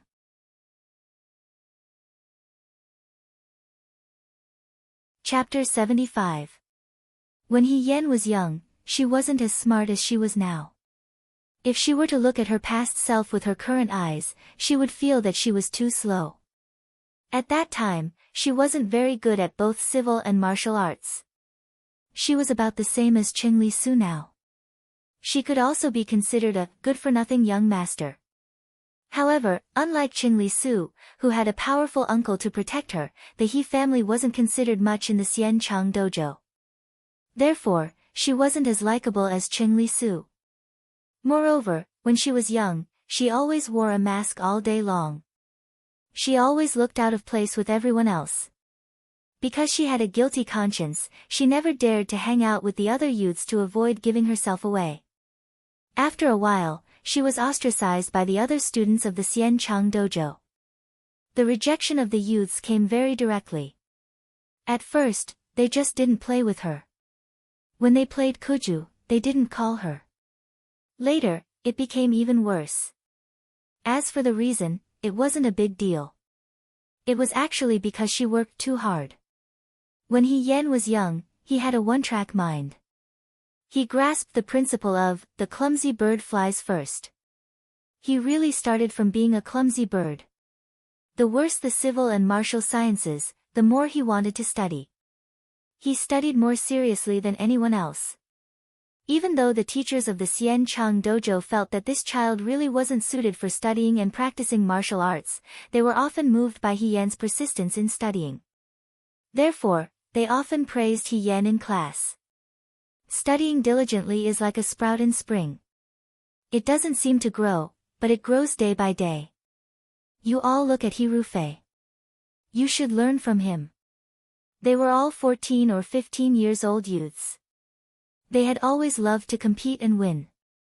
It was fine if they learned from others, but why should they learn from He Yen? Why should they learn from him, who was always last place even though he worked hard every day? Was there something wrong with his brain? However, the teachers seemed to like He Yen very much. Anger rose from the hearts of the youths. Jealousy and disdain mixed together. They found the masked boy more and more unpleasing to the eye. Every 3 to 5 days, they would give He Yen some trouble. Today, they deliberately cut He Yen's clothes during the knife competition. Tomorrow, they would feed sneeze grass to her horse during horse training. Sometimes, they would deliberately poke holes in her boots. When she accidentally fell to the ground, they would let the stones cut her soles. He Yen crawled up from the ground in a sorry state. The teenagers hid together and laughed at her. He Yen was stupid when he was a teenager, so he couldn't complain to the teachers. The teachers didn't know what the students did in private. He Yen had a difficult time. One day, it was winter and the weather was very cold. When the young men were practicing their swordsmanship in the academy, someone splashed a basin of water on the ground. The water quickly froze on the ground. They urged He Yen outside. He Rufei, hurry up, the teacher is calling for you. He Yen ran out in a hurry, slipped, and fell flat on his face. That fall was very heavy. She only felt that she was seeing stars and couldn't get up for a long time. The few youths who were hiding in the corner laughed and said, he really fell for it. He Yen sat in the same place for a long time before she stood up. She pursed her lips and didn't say anything. The students of the Xian Chang dojo returned home once a month. The clothes she brought this month were not clean. She was teased every few days. Even immortals didn't have so many clothes. In this weather, the sun hadn't been seen for a long time, so it was hard to dry them. He Yen spent the whole day wearing half-wet clothes. At night, she crawled out of bed. She didn't go to practice her swordsmanship. Instead, she ran to the main hall of the academy. Even a clay figurine had 3 points of temper. Moreover, she was the eldest young master of the He family, so she had a bit of temper. However, she still knew how to judge the situation. Those youths were tall and strong, and their skills were much better than hers. She couldn't beat them. Could it be that she had to let it go? Absolutely impossible. How could she vent her anger? The 14-year-old Hien thought for a long time and finally came up with a solution. It snowed at night. She wore clothes that were still wet and braved the wind and snow to fetch a bucket of water from the well in the backyard. She carried the bucket of water and ran to the main hall. She remembered where the group of youths sat during the day. She found their copybooks under their tables. This month, the teacher's homework was to copy the character training 5 times. Tomorrow was the end of the month when the homework was handed in. Hien splashed the entire bucket of water on it. The water instantly soaked the handwriting, turning it into a large blurred piece. Hien let out a sigh of relief. Her heart suddenly felt happy. After the happiness, a trace of nervousness floated up. She hurriedly stuffed the copybook back to its original position. She carried the empty bucket and hurriedly ran out. However, this was the first time she did this kind of thing. It was inevitable that she was nervous. At night, she didn't dare to turn on the light. When she walked to the door, she didn't look at the threshold under her feet. With a "pa" sound, she fell solidly. She was in so much pain that she sucked in a breath of cold air. She fell twice in one day and this time was even worse. Her elbow hit the wooden splinter on the threshold and a cut was made. Blood flowed out. Hien struggled to sit up. She raised her arm and thought to herself, is this what they mean by evil is doomed to destruction? She had only done it once, all right? The heavens were too harsh on her. No matter what, she had to quickly return the bucket. Bucket, that's right, where was her bucket? She just remembered that she had fallen so hard. When the bucket fell to the ground, it should have made a loud noise and awakened everyone. Why was it still so quiet? Hien looked up in confusion. She stood up and walked 2 steps forward. She didn't know when someone was standing outside the door. He was lazily leaning against the wooden door with his back facing Hien. He was holding an iron bucket in his hand. It was actually Xiaoju. For a moment, Hien was so nervous that she didn't dare to speak. He saw it. He didn't see it, right? Impossible, he must have seen it. He was still holding the bucket in his hand. But if he didn't see it, how could she explain it? Watering the flowers in the middle of the night? Hien's imagination ran wild. The young man saw her standing there in a daze. He raised his eyebrows and said, "Don't you feel pain?" Hien, ah. His gaze fell on Hien's elbow. Because she had to draw water, she had rolled up her sleeves. On her white and tender elbow, there was a bloodstain that looked like an ugly embroidery. It was particularly obvious under the weak light of the lantern. Hien subconsciously wanted to hide her hand behind her back. The young man looked at her impatiently and said coldly, "Follow me." Hien didn't know why she listened to him. She was probably scared silly and followed him in a daze. Xiaoju first put the iron bucket back by the well. He turned around and saw that she was still in a daze with her arm raised. He sneered and looked at her meaningfully, "You're so timid and you're still doing bad things." Hien clenched her fists and didn't speak. She was very nervous. Usually, Xiaoju only hung out with a few of his close friends. He wasn't close to the other boys in the school. Hien didn't know what this person was thinking. If he reported her, a cold pot was thrown into her arms. Hien looked down. It seemed to be a mandarin duck pot. The pot was exquisite and carved with complicated patterns. She heard her own voice, which was as soft as a mosquito. "What is this? You don't know how to use it?" The young man turned around and said lazily, "Medicine."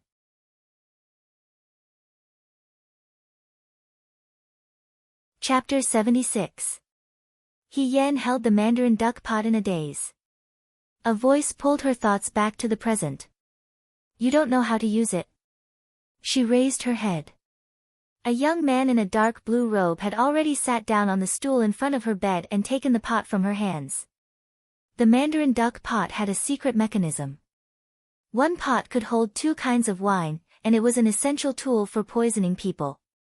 He tore off a piece of white cloth and poured out a little bit, then a little bit more. The first thing that flowed out was the medicinal juice, then the medicinal powder. There was a small spoon embedded next to the handle of the pot. Xiaoju took the spoon and slowly spread the liquid evenly. When he lowered his eyes to do this, his long eyelashes drooped down. The outline of his face was handsome, and there was a hint of youthful delicateness. It made people feel uneasy, and they didn't know whether they were in the Liang province guards or in the Xian Changguan thousands of li away. While He Yan was in a daze, he had already finished applying the ointment on the white cloth and tossed it to He Yan. His tone was extremely cold. Do it yourself. Oh. He Yan had already expected this. She muttered in a small voice, I didn't expect you to help me. He heard her and stared at He Yan with a half-smile. I don't dare delay your chastity. It's good that you know. He Yan smiled. But I still have to thank you, Governor, for giving me such precious medicine. There is a shortage of medicine in the guard station, unless you want to die, he said. He Yan looked at him solemnly. You saved my life. I didn't expect the governor to be such a protective person. Xiaoju sneered. I don't know what you're talking about. He stood up and left. He Yan saw that he was really leaving this time. Only then did he lean against the headboard and sigh softly. Xiaoju's medicine was very effective. It was cool and refreshing, and when he applied it, the pain lessened a lot. He Yan looked at the pot, his thoughts drifting away. On that snowy night when he was 14, Xiaoju was not as cold as he was now. At least, when He Yan said, I don't know how to use it, he not only helped open the mandarin duck pot, but also personally applied the medicine for her. It was very strange. The scene at the time was already very blurry, but now that Xiaoju was like this, the details that had been forgotten slowly unfolded in front of He Yan's eyes. It was as if it had just happened, unbelievably clear. She sat on a stone bench in the courtyard. The usually lazy and indifferent young man was surprisingly patient as he applied medicine for her. His face was like a painting. Of his face, to the way. He Yan was young at that time and had no resistance. He was defeated in an instant. After applying the medicine, he left. He Yan whispered to him, Your medicine. It's for you. The young man casually replied, You're so stupid. You'll have a lot of chances to get hurt in the future. Keep it for yourself. His words came true. Later on, she had countless chances to get hurt. The ointment in the mandarin duck pot had long been used up, and the pot was later lost by her in a battle. Thinking about it, it was quite a pity. The next day, the young men went to the school. They found that the copybooks on their desks were wet with water. The handwriting was unrecognizable. It was a mess. Who did it? Come out. I promise I won't beat him to death. They roared fiercely. Isn't it simple? See whose copybook is clean. Look inside. We'll find the one who has a grudge against us. Someone offered a brilliant idea. He Yan's heart tightened. He was very annoyed. No wonder she said he was stupid. He didn't even think of this. Her copybook was clean and tidy. After a little inspection, wasn't it him? Forget it. He had already done it. He was a real man. He dared to take responsibility for his actions.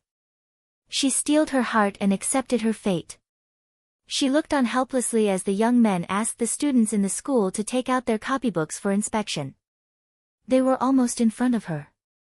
He Yan gathered his courage and was about to stand up and shout, I did it. Suddenly, someone came in and slammed it on the table. This movement was too loud. Everyone looked over and saw a handsome young man in a white robe leaning against the wall with his arms crossed. He had a lazy expression and said carelessly, "I did it." There was an uproar. Brother Huijin, did you really do it?" Someone asked carefully. Xiao Huijin was not Hirufei. Who in the capital dared to provoke him? Xiao family could oppress people to death. Even the teacher had to protect him. The emperor had personally praised him. "It was me," he answered righteously. "But why?" that person asked with a sullen face. "There's no reason." The young man glanced at him and answered indifferently, "My hand slipped." He Yan couldn't hold back his laughter. Sensing everyone's gaze, he quickly turned around and acted as if nothing had happened. What happened later? Later, the matter was left unsettled. Because it was Xiao Huijin, no one dared to say anything. They could only admit that they were unlucky. Creak. The door was pushed open. Shen Muxue walked in. She took the empty medicine bowl and water basin away. She told He Yan not to press on his wound before leaving.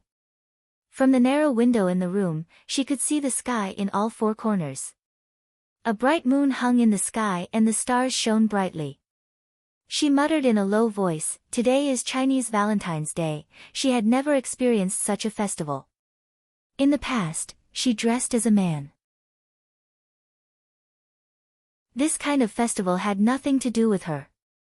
Later, when she married Su Zhiheng, at the very beginning, she also looked forward to it. No matter how much she dressed as a man, when she put on makeup, she only wanted to be like an ordinary girl.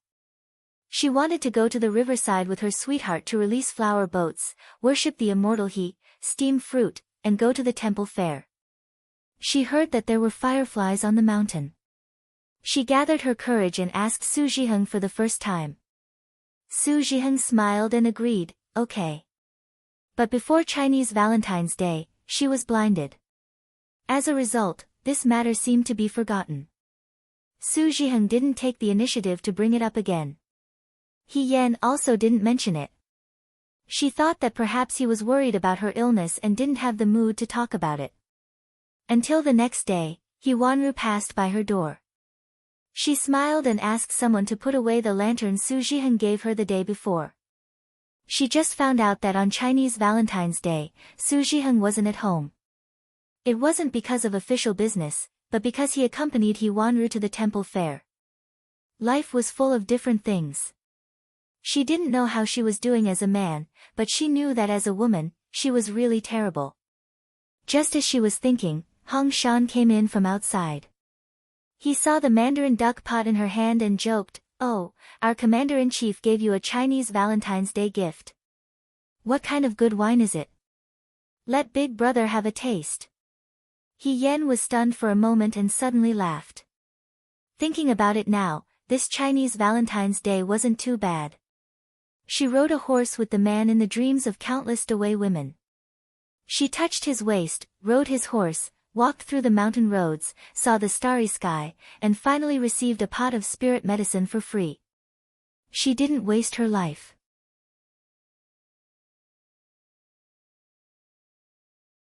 Chapter 77. Zheng Xian and two new recruits were standing beside the practice field of the Liangzhou Guard. Seeing Xiao Ju approach, Shen Han hurried forward. "Commander-in-Chief. I heard that the person was found." Shen Han asked. "Liang Ping is keeping an eye on him." Shen Han sighed in relief. He Yan was currently under suspicion. If he suddenly disappeared, it might have been intentional. It was safer to keep suspicious people under one's nose. However, since the person had been found, it was time to consider another matter. Zheng Xian said that He Yan crossed the mountain by himself. Shen Hong said that He Yan crossed the mountain to save Zheng Xian. "Commander-in-Chief, what do you think?" Shen Han asked. Xiao Ju said, "Zheng Xian is lying." Shen Han paused. "There are hoof prints on the mountain path. I also found traces of a wolf cub falling to its death," Xiao Ju said. He Yan was indeed saving someone. Shen Han's expression darkened. If that's the case, Zheng Xian and the others are not righteous. No matter how outstanding these new recruits were, once they entered the battlefield in the future, who knew if they would change sides at the last moment? Soldiers could die under the enemy's blade, but they could not die under the secret arrows of their comrades. However, Shen Han thought of another matter. If He Yan's words are true, can she be cleared of suspicion?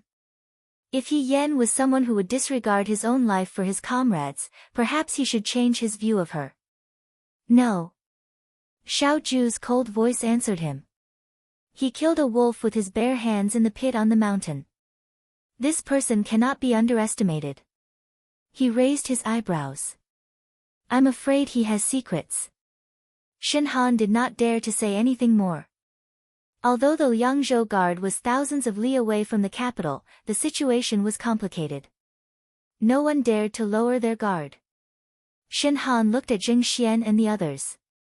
They were sitting far away. At this moment, their expressions were uneasy. Although Zheng Xian tried his best to remain calm, he did not know that his lie had been exposed. Commander-in-Chief, how do you plan to deal with these people? Shen Han asked. They crossed the line and interfered with others. They have a sharp tongue and are unscrupulous. Xiao Ju's expression did not change. Her voice was calm. For slandering the army, behead them. Shen Han's heart trembled. He bowed his head and said, yes. When He Yan woke up the next day, the sun was already high in the sky. There was no one in the room. She sat up and stared blankly at the sunlight coming through the window. He Yan asked. He Yan asked curiously, Mississippi. He Yan was surprised. He asked. Miss? He asked. He Yan asked. He asked. Asked. This is today's medicine. Take it first. Shen Muxue placed the bowl of medicine on the small table in He Yan's room. Yesterday, the governor gave you some medicine for external injuries. You can change it every 6 hours. Disappeared. Why didn't they call me? I told Liang Jiaodo that your body still needs to rest. It is not convenient for you to practice in the martial arts arena today. Shen Muxue replied. He Yan responded and looked at Shen Muxue. This girl was only 16 or 17 years old. Her skin was like cream and she was extremely beautiful. The most important thing was that she had a tranquil and leisurely temperament that made people feel comfortable in their hearts. Probably because He Yan was looking at her, Shen Muxue frowned slightly. Little brother, is there something wrong? Nothing, He Yan said. I just feel that Miss Shen looks familiar. I seem to have seen you somewhere before. Shen Muxue was stunned for a moment. Then she shook her head and smiled. I have never seen little brother before. I probably remembered wrongly. Okay. He Yan scratched his head. Shen Muxue saw that He Yan had finished drinking the medicine. She took the medicine bowl away and left the room. He Yan did not know what to do. Fortunately, this kind of daze did not last long. Someone knocked on the door again. Who is it? He Yan asked. A careful voice sounded. It's me. He Yan was stunned. A head popped out from the door. It was Shen Hong. He did not know where he came from. His face was very pale and his lips were purple. He was not as lively as he was when they first met. He limped in, not daring to look at He Yan's face. He walked to He Yan's bedside and said, I'm sorry. He Yan already knew the ins and outs of the matter from Hong Shan. He said, it's okay. Didn't you tell them the truth? But I almost. Shen Hong's face was full of guilt. He Yan could understand. Shen Hong had not experienced much before and was timid. She must have panicked after being threatened by Zheng Xian. She said, am I not fine now? Shen Hong nodded her head silently. When you first came in, you walked a little strangely. He Yan asked, what happened? I violated a military order and was beaten 40 times. Shen Hong said, in the future, I will be a squad leader. I will not go to the front line. He Yan was silent. 40 times. No wonder Shen Hong's face was so pale. She was lucky that she did not die. What about the others? Zheng Xian and 2 others were beheaded in front of all the recruits. Shen Hong said with a pale face. He Yan was not surprised. When she was General Fei Hong, she had heard of General Feng Yun's evil reputation. The discipline in the military was extremely strict. There was once a son of a high official who came to the Nan Fu army to make a name for himself. But because he violated military discipline, he was ordered to be beheaded by the Xiaoju. At the time, the high official did not let it go and reported it to the emperor. In the end, the matter was left unsettled. Other people might say that the Xiaoju was cruel. But if it was not so, he would not be able to control the Nan Fu army and would not have come to this step today. Actually, being a squad leader is not bad. He Yan patted his shoulder. You have a gentle and kind personality. You do not dare to kill on the front line. Shen Hong forced a smile. She took out a bunch of things from her pocket and stuffed them into He Yan's hand. He Yan looked down. It was a bunch of pine nuts. You are a good person. Shen Hong stammered. I was too weak before. I let you down and almost caused you to lose your life. These pine nuts are for you. You eat them slowly. He stood up and limped out. As soon as he left, Hong Shan and the others came in and bumped into him. Shen Hong's face reddened and she left in a hurry. After he left, Hong Shan asked, what did that kid come here for? Probably to bring a bramble and ask for punishment. Xiao Mai said. He Gu, where did you get the pine nuts? He Yan put the pine nuts on the table. If you want to eat it yourself. Why did you guys come back so early? The chief instructor said something today. Shi Tu opened his mouth. We do not need to run with weights in the next few days. What is it? He Yan was puzzled. We have already stayed in the Liang province guard for an entire summer. Hong Shan grabbed a few pine nuts and said as he peeled them. The chief instructor said that he wants to select the best recruits to go to the vanguard. He Yan raised his eyebrows. According to the time, it was indeed about this time. He said that in about 10 days, we will go to the mountains to fight for something. Fight for first place. Fight for the flag. Shi Tu continued his words. Oh, right. Fight for the flag. Whoever wins the most will be first place and may be selected to go to the vanguard. Hong Shan said as he chewed on the pine nuts. Ahigu definitely won't have a problem. Xiao Mai rested her chin on her hand. Ahigu is so powerful. He will definitely get in. He Yan smiled and shook his head. If it was only the vanguard, it was naturally nothing. However, if he wanted to enter Xiaoju's 9 Flags battalion, he was afraid that he would need to put in some effort. This was really setting up an arena. Those who were capable would win.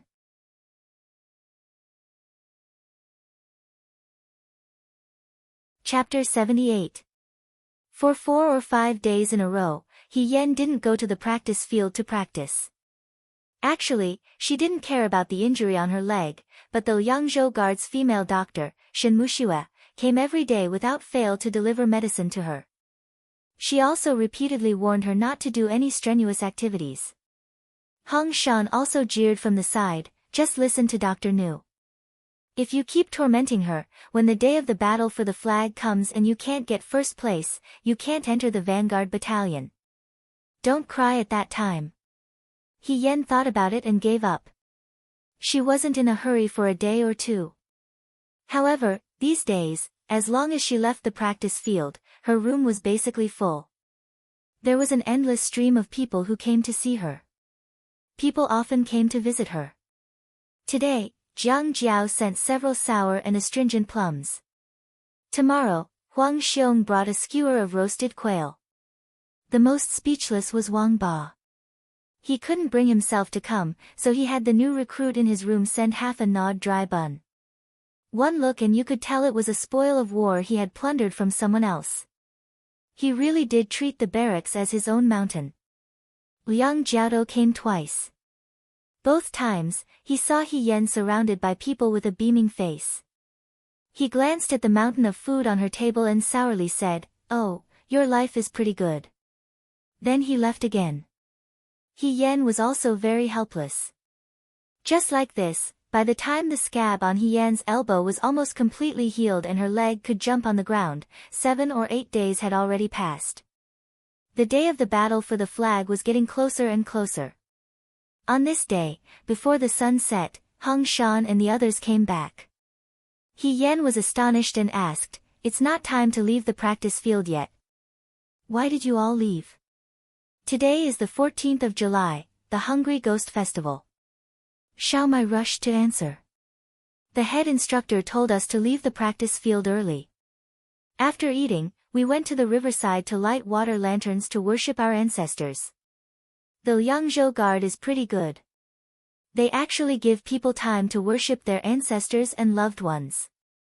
Hong Shan sighed. He Yan smiled, thinking that this was a tradition in the military camp. When she was in the Fuyua army, every year during the Hungry Ghost Festival, the local government would set up a Taoist temple for the soldiers who died in battle. Now that the Liang province guards were backed by mountains and rivers, it was very convenient for them to release water lanterns. "Big brother and I are going to light up water lanterns for our parents." When Xiao Mai talked about her parents who had passed away, she didn't seem sad at all. She only seemed a little sad. Perhaps her parents had passed away too early, so her memory of them was very faint. She asked Hong Shan, "Brother Shan, are you going to pay your respects?" "Go, my mother left early, I'll go light one for my mother." Everyone looked at He Yan at the same time. "Is Ahiga going?" Among them, He Yan's identity was probably the most mysterious. She didn't like to talk about her family's matters with Mai Mai and the others. Hong Shan only knew that He Yan's family had fallen into dire straits, and she had come to join the army because she had nowhere else to go. However, seeing her confident appearance on the martial arts field before, he felt that He Yan wasn't a child from an ordinary family. "Me? I'll go too." He Yan lowered her eyes and lowered her voice. "I also have someone I want to worship." Xiao Mai and the others sensed that the atmosphere wasn't right. They didn't dare to pursue the matter and immediately changed the topic to something more relaxed. After dinner, the sun had completely set and the moonlight seeped through the dark clouds. Almost all of the new recruits of the Liang province guards had come out. The water lanterns had to be folded by themselves. The paper was piled up in a few large baskets in the practice field. He Yan also went to get one. She wasn't very good at handwork, so it was Xiao Mai who saw it and folded it into the shape of a lotus lantern for her. She then dripped a white candle into the center of the lotus lantern and handed it to He Yan. "It's done." "Thank you," He Yan praised. "You're really good with your hands." Xiao Mai smiled embarrassedly. "In the past, during the Hungry Ghost Festival, Big Brother and I folded a lot of lanterns to sell. I'm used to folding them. If the paper was bigger, I'd be able to make a prettier and bigger one." Shi Tu knocked his head and said disapprovingly, "This isn't the time for you to show off." Xiao Mai stuck out her tongue and ran towards the Wulu River with the water lantern in her hand. "I'll go light the lantern first." "Ahigo, hurry up." After the beginning of autumn, the weather in Liang province became cooler at night. It had rained in the morning, but the cool air had yet to dissipate. The dense forest on the mountain produced cool frost and dew. The moon was bright and the stars were sparse, illuminating the river.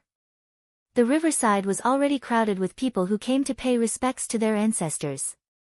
The flickering candlelight illuminated the entire river like thousands of silver flowers, reflecting the dancing flames. The fiery red lotus carried the thoughts of the people who came to pay respects and floated into the distance. It became a bright spot of light at the place where the water met the sky and gradually disappeared. "It's fine here." He go. Xiao Mai turned around and was stunned. Where's he go? Hong Shan and Shi Tu looked at each other. I don't know. He was just here. He Yen sat on Shi Tu in the innermost part of the riverside. It was not the most open place, so not many people would light the lantern here. He Yen silently looked at the lotus lantern in her hand. The bitterness in her heart was indescribable. Suddenly, she remembered the moment before He Wanru drowned her in the water. She said to her, "You're pregnant." At that moment, she was actually more happy than confused. However, this happiness didn't last long. She and her unborn child were drowned in the Su family's pond together. He Yen always felt that she had never wronged anyone in her previous life. She had done everything she could to the He family, to He Rufei, and to Su Jiheng. However, the only thing she felt guilty about was the flesh and blood in her belly. She had given him life, but before she could bring him into the world, she had killed this possibility because of herself. Perhaps when she was a general, too many people had died at her hands. She had killed countless people, so the heavens punished her like this. However, it was right to punish herself. Why did she have to punish an innocent child? She didn't even know if the child in her belly was a little girl or a little boy before it died prematurely. He Yen took out a match. The spark from the match splashed on the candle and lit it up in an instant. The water lantern slowly bloomed in her hand. The light from the flame was reflected in her eyes, forming a small flame. It seemed that tears were about to fall from her eyes, but they quickly blurred. "I'm sorry," she said in a low and sad voice. "You and I are not fated to be together in this life. If there is an afterlife, you must be reincarnated into a good family. You must live a happy and worry-free life. Don't ever meet me again. I will also." She put the water lantern into the river. "I will avenge you." The murmuring river gently wrapped around the small water lantern and moved forward. He Yen stared at it. It floated until it merged with countless light spots. She couldn't tell who was who. Then she looked away and rubbed her eyes. "He Dage, I didn't think you would be here." An excited voice sounded behind her. "What a coincidence. You also came to release water lanterns." He Yen turned around and saw a young man with rosy lips and white teeth. He was holding a lantern in his arms and happily walking towards her. It was Qingli Su. His clothes were neat and new. When he walked to He Yan's side, he carefully lifted the corner of his robe, afraid that the river water would splash it. He gave He Yan a large handful of water lanterns. He Yan asked, "Are you going to release water lanterns?" "Yes." "Why are there so many?" He Yan was speechless. "I originally didn't have so many to release. I don't know the ancestors of my Qing family. However, I think my uncle won't be coming today. I will release some in his place. This is my maternal aunts, this is my maternal uncles, this is my..." He counted them one by one. There wasn't the slightest bit of sadness on his face. He was so happy that people would mistakenly think that he was releasing lanterns instead of Zhongyuan water lanterns. "Wait a minute," He Yan interrupted him. "Why are you releasing them in your uncle's place? Can't he come himself? There are so many people." "He won't come." Qingli Su sighed. He looked as if his heart was broken. He shook his head and said, "I'll do it." "Who told him to be my uncle?" He Yan found it funny. The pain from the past had been diluted quite a bit. Although Qingli Su's brain seemed to be a little less than normal people's, he was still very serious about releasing water lanterns. He lit the water lanterns in his hands one by one and solemnly released them into the river. He was extremely nervous and prayed that they wouldn't be blown out by the wind or knocked over by the waves. Fortunately, everything went smoothly. The water lanterns gradually floated into the distance. After releasing the last lantern, Qingli Su released a breath. He took out a piece of coarse cloth and placed it on the Shi Tu. Only then did he sit on it. The Liang province guard is quite cool at night, he muttered. It was so hot a few days ago. I've never experienced such a hot summer in my life. He Yan laughed in spite of himself. Qing Li Su used to live in Shuajing. During the summer, the Qing family would have ice cubes to cool off the heat. He stayed in the Fu all day without the sun. Of course, it wasn't as bad as the Liang province guard. She said, if that's the case, why did you come with your uncle to Liang province to suffer? I had no choice, Qing Li Su spread his hands. If I didn't come with my uncle, I would have been engaged. He Yan paused. What? I'll tell you a secret. I ran away from the engagement. Qing Li Su curled his lips. I'm still young. How could I be engaged? Besides, I don't like her, so I ran away. He Yan. This child really was straightforward. However, He Yan was even more surprised that Xiao Ju had agreed to bring Qing Li Su along. He wasn't afraid that the Qing family would be dissatisfied with him. After all, he had secretly abducted their young master and even helped the young master escape from the engagement. Even if they were relatives, he was afraid that there would be animosity in their hearts. Your relationship with military governor Xiao is quite good, He Yan said, choosing his words carefully. It's all right, Qing Li Su was extremely proud. I was the one who took the initiative to pester him. He Yan felt that it was inconceivable. Your uncle's personality is so terrible. You actually took the initiative to get close to him. Amazing, amazing. Who said that Qing Li Su was a good-for-nothing prince? Not everyone could endure such humiliation. My uncle is very powerful. If it wasn't for him when I was young, I might not be where I am now. Perhaps it was because of the beautiful moonlight tonight. Qing Li Su was actually very excited when he talked about the past. Qing Li Su's mother, Madame Cheng, was actually about the same age as Xiao Ju's mother. Therefore, when Xiao Ju was born, Madame Cheng was already married. Although Qing Li Su and Xiao Ju were different in terms of seniority, the age difference wasn't that big. Although the Qing family and Xiao family didn't interact frequently, they were definitely not cold. However, when Qing Li Su was young, he actually didn't see Xiao Ju much. Most of the time, he spent more time with eldest uncle Xiao Jing. Xiao Zhongwu had 2 sons.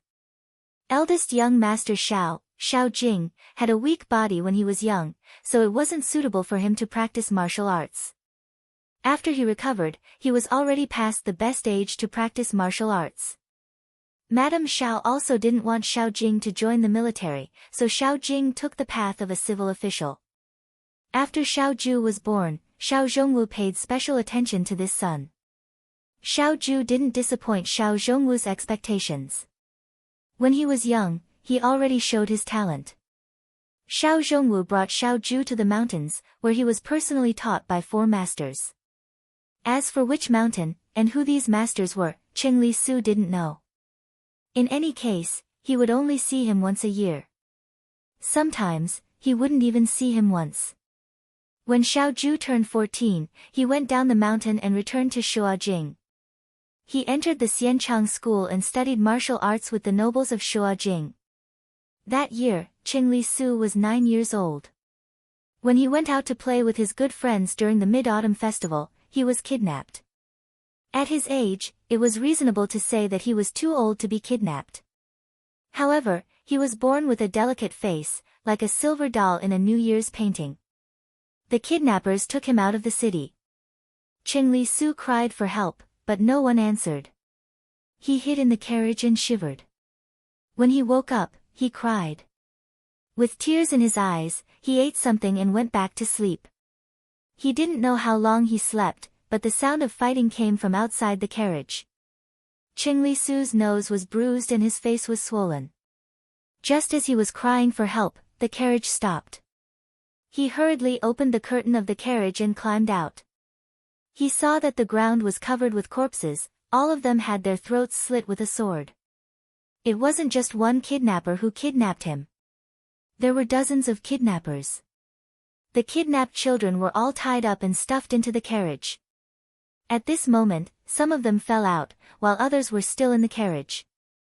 A group of people cried incessantly. In the chaos, Qingli Su trembled as he climbed out.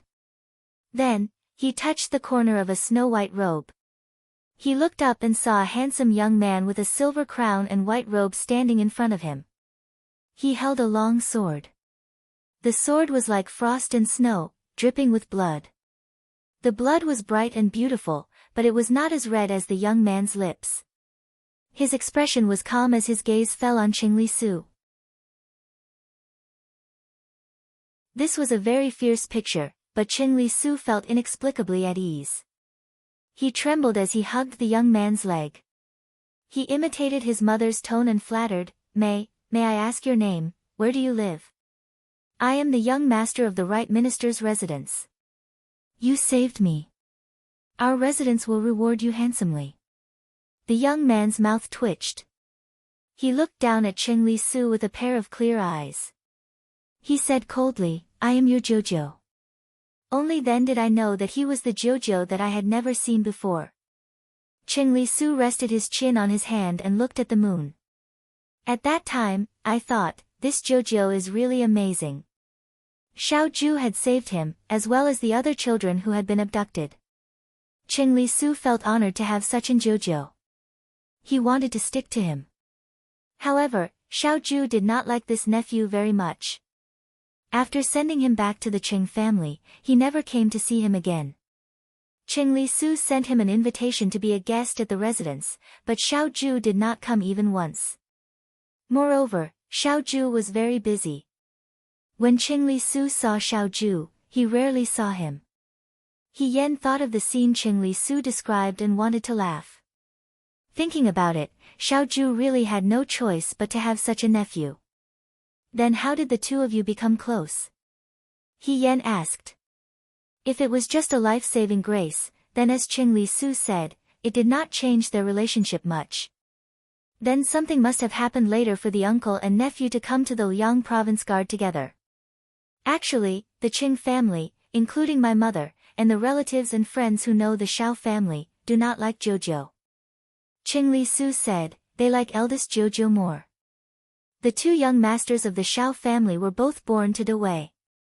The eldest son of the Xiao family, Xiao Jing, was also born with good looks. He was like a jade, modest and bright. In terms of temperament, it was definitely more comfortable to get along with Xiao Jing.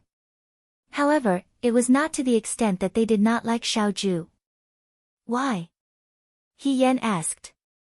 Didn't military governor Xiao save your life? Even if he was your savior, your mother would not dislike him. That is true, but Jojo does not see our relatives often enough. We don't know him well. Before Xiao Ju was 14, he was rarely in Shuajing. After that, he entered the Xianchang mansion. Not to mention relatives and friends, even Madame Xiao was not close to this son. Qingli Su knew that there were a few times when Madame Xiao was talking to her mother. She was worried about how to get along with her son. Since she did not know him well, she naturally had a lot of prejudice. Xiao Ju was originally lazy and did not like to interact with others. Compared to his warm and bright brother, the contrast was even more obvious. However, as He Yen said, it was not that she did not like him. The real dislike was after Xiao Zhongwu died in the Battle of Mingshui. Xiao Zhongwu's death came suddenly and was a huge blow to the Xiao family. Madame Xiao had never experienced any hardships and treated her husband as her everything. After Xiao Zhongwu's death, Madame Xiao took advantage of the fact that no one was paying attention and hanged herself. She followed her husband and left with only 2 sons. The 2 young masters of the Xiao family, Xiao Ju and Xiao Jing, were heartbroken. Xiao Ju did not shed a single tear. After the general and his wife were buried, the first thing Xiao Ju did was to go to the throne room to make a statement. He wanted to take control of the Nanfu army. Before the 7th day of Madame Xiao's death, he led the Nanfu army to quell the chaos of the southern barbarians. That day, Xiao Zhongwu died in the battle of the southern barbarians. Some people said that he was avenging his father, while others said that he was eager for quick success. Whether it was his father's death or his mother's death, Xiao Ju did not show excessive sadness. Thus, the symbol of coldness and ruthlessness and a heart as iron was imprinted on him. Without the noble second young master Xiao in the capital, others could only find out about Xiao Ju's recent situation from the few words that came back from the battlefield. It was rumored that he was a killer at a young age. Countless people had died under his sword. He was also strict and did not care about human feelings. "Have you heard of Zhao Nuo?" Qing Li Su asked. He Yan faintly felt that the name was familiar, but he did not know where he had heard it before. He shook his head and said, "I don't know." Zhao Nuo is the eldest son of the current Minister of Revenue. He was once the Jidushi of Jingzhou. When Qing Li Su said this, her expression dimmed. In fact, the misunderstanding between the Cheng family and the Xiao family towards uncle was caused by this person.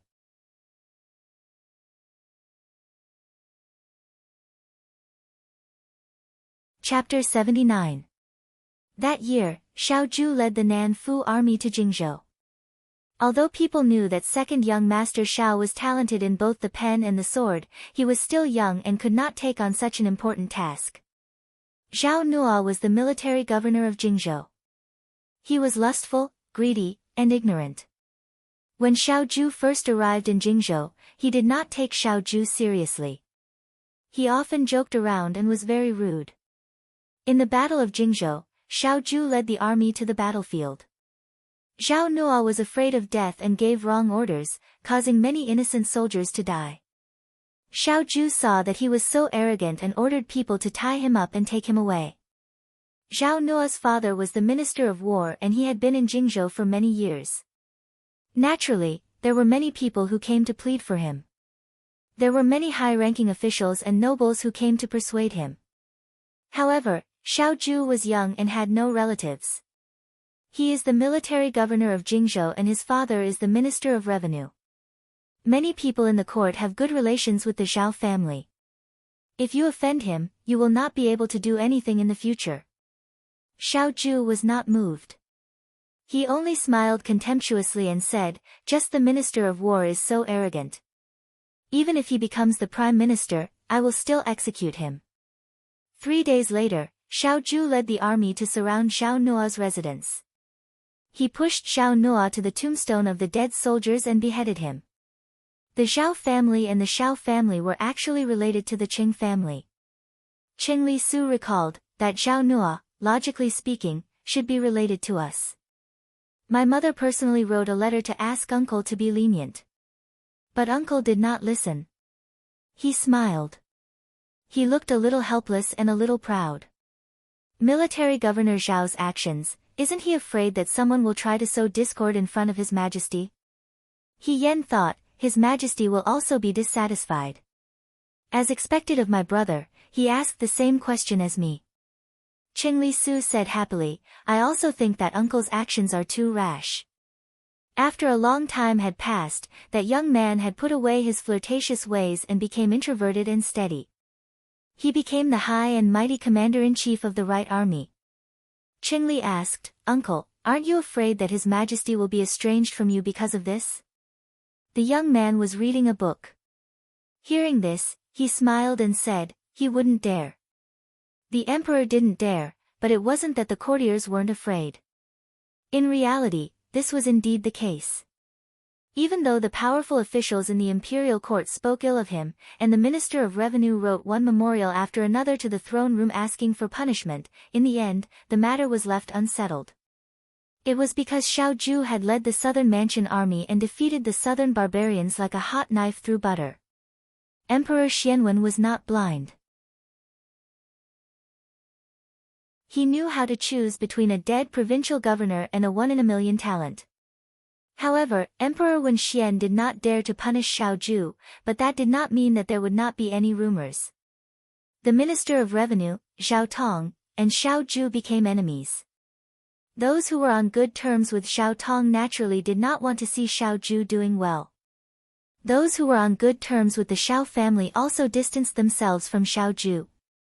Firstly, his personality was cold and strict. He could even order his own relatives to be beheaded without mercy. Secondly, he was arrogant and did not even care about the emperor. It was inevitable that he would offend others in the future. One day, he might even implicate his friends and family. The Qing family and the Shao family were close relatives, so they didn't break off contact. However, compared to Xiao Ju, they preferred to interact with Xiao Jing. My mother told me not to get too close to little uncle, Qing Li Su said. She said that he doesn't care about family ties. He Yan thought for a moment. Military Governor Xiao is not that kind of person. I know, Qing Li Su smiled. I always knew. The Xiao family had two young masters. The eldest young master was calm and gentle. When they interacted with each other, it was like a spring breeze. He was friendly and warm-hearted. Everyone loved him. The second young master's appearance was outstanding. However, for the sake of fairness, his personality was not very likable. Furthermore, after killing Zhao Nua, Xiao Ju's reputation as jade-faced military governor, young killer, spread. Others did not dare to look up to him. Of course, Zhao Tong added fuel to the fire. However, Xiao Ju himself also left behind many rumors. For example, when his parents were buried, he did not shed a single tear. He was busy fighting for military power in the throne room. He did not even spend the seventh day of the funeral, leaving eldest young master Xiao to clean up the mess by himself. Every time the relatives gathered together during festivals, he did not like to talk to them. He only hurriedly left after meeting them. Qing Li Su still remembered that it was a summer day. Eldest aunt Bai Rongwei was hosting the relatives of the Qing family.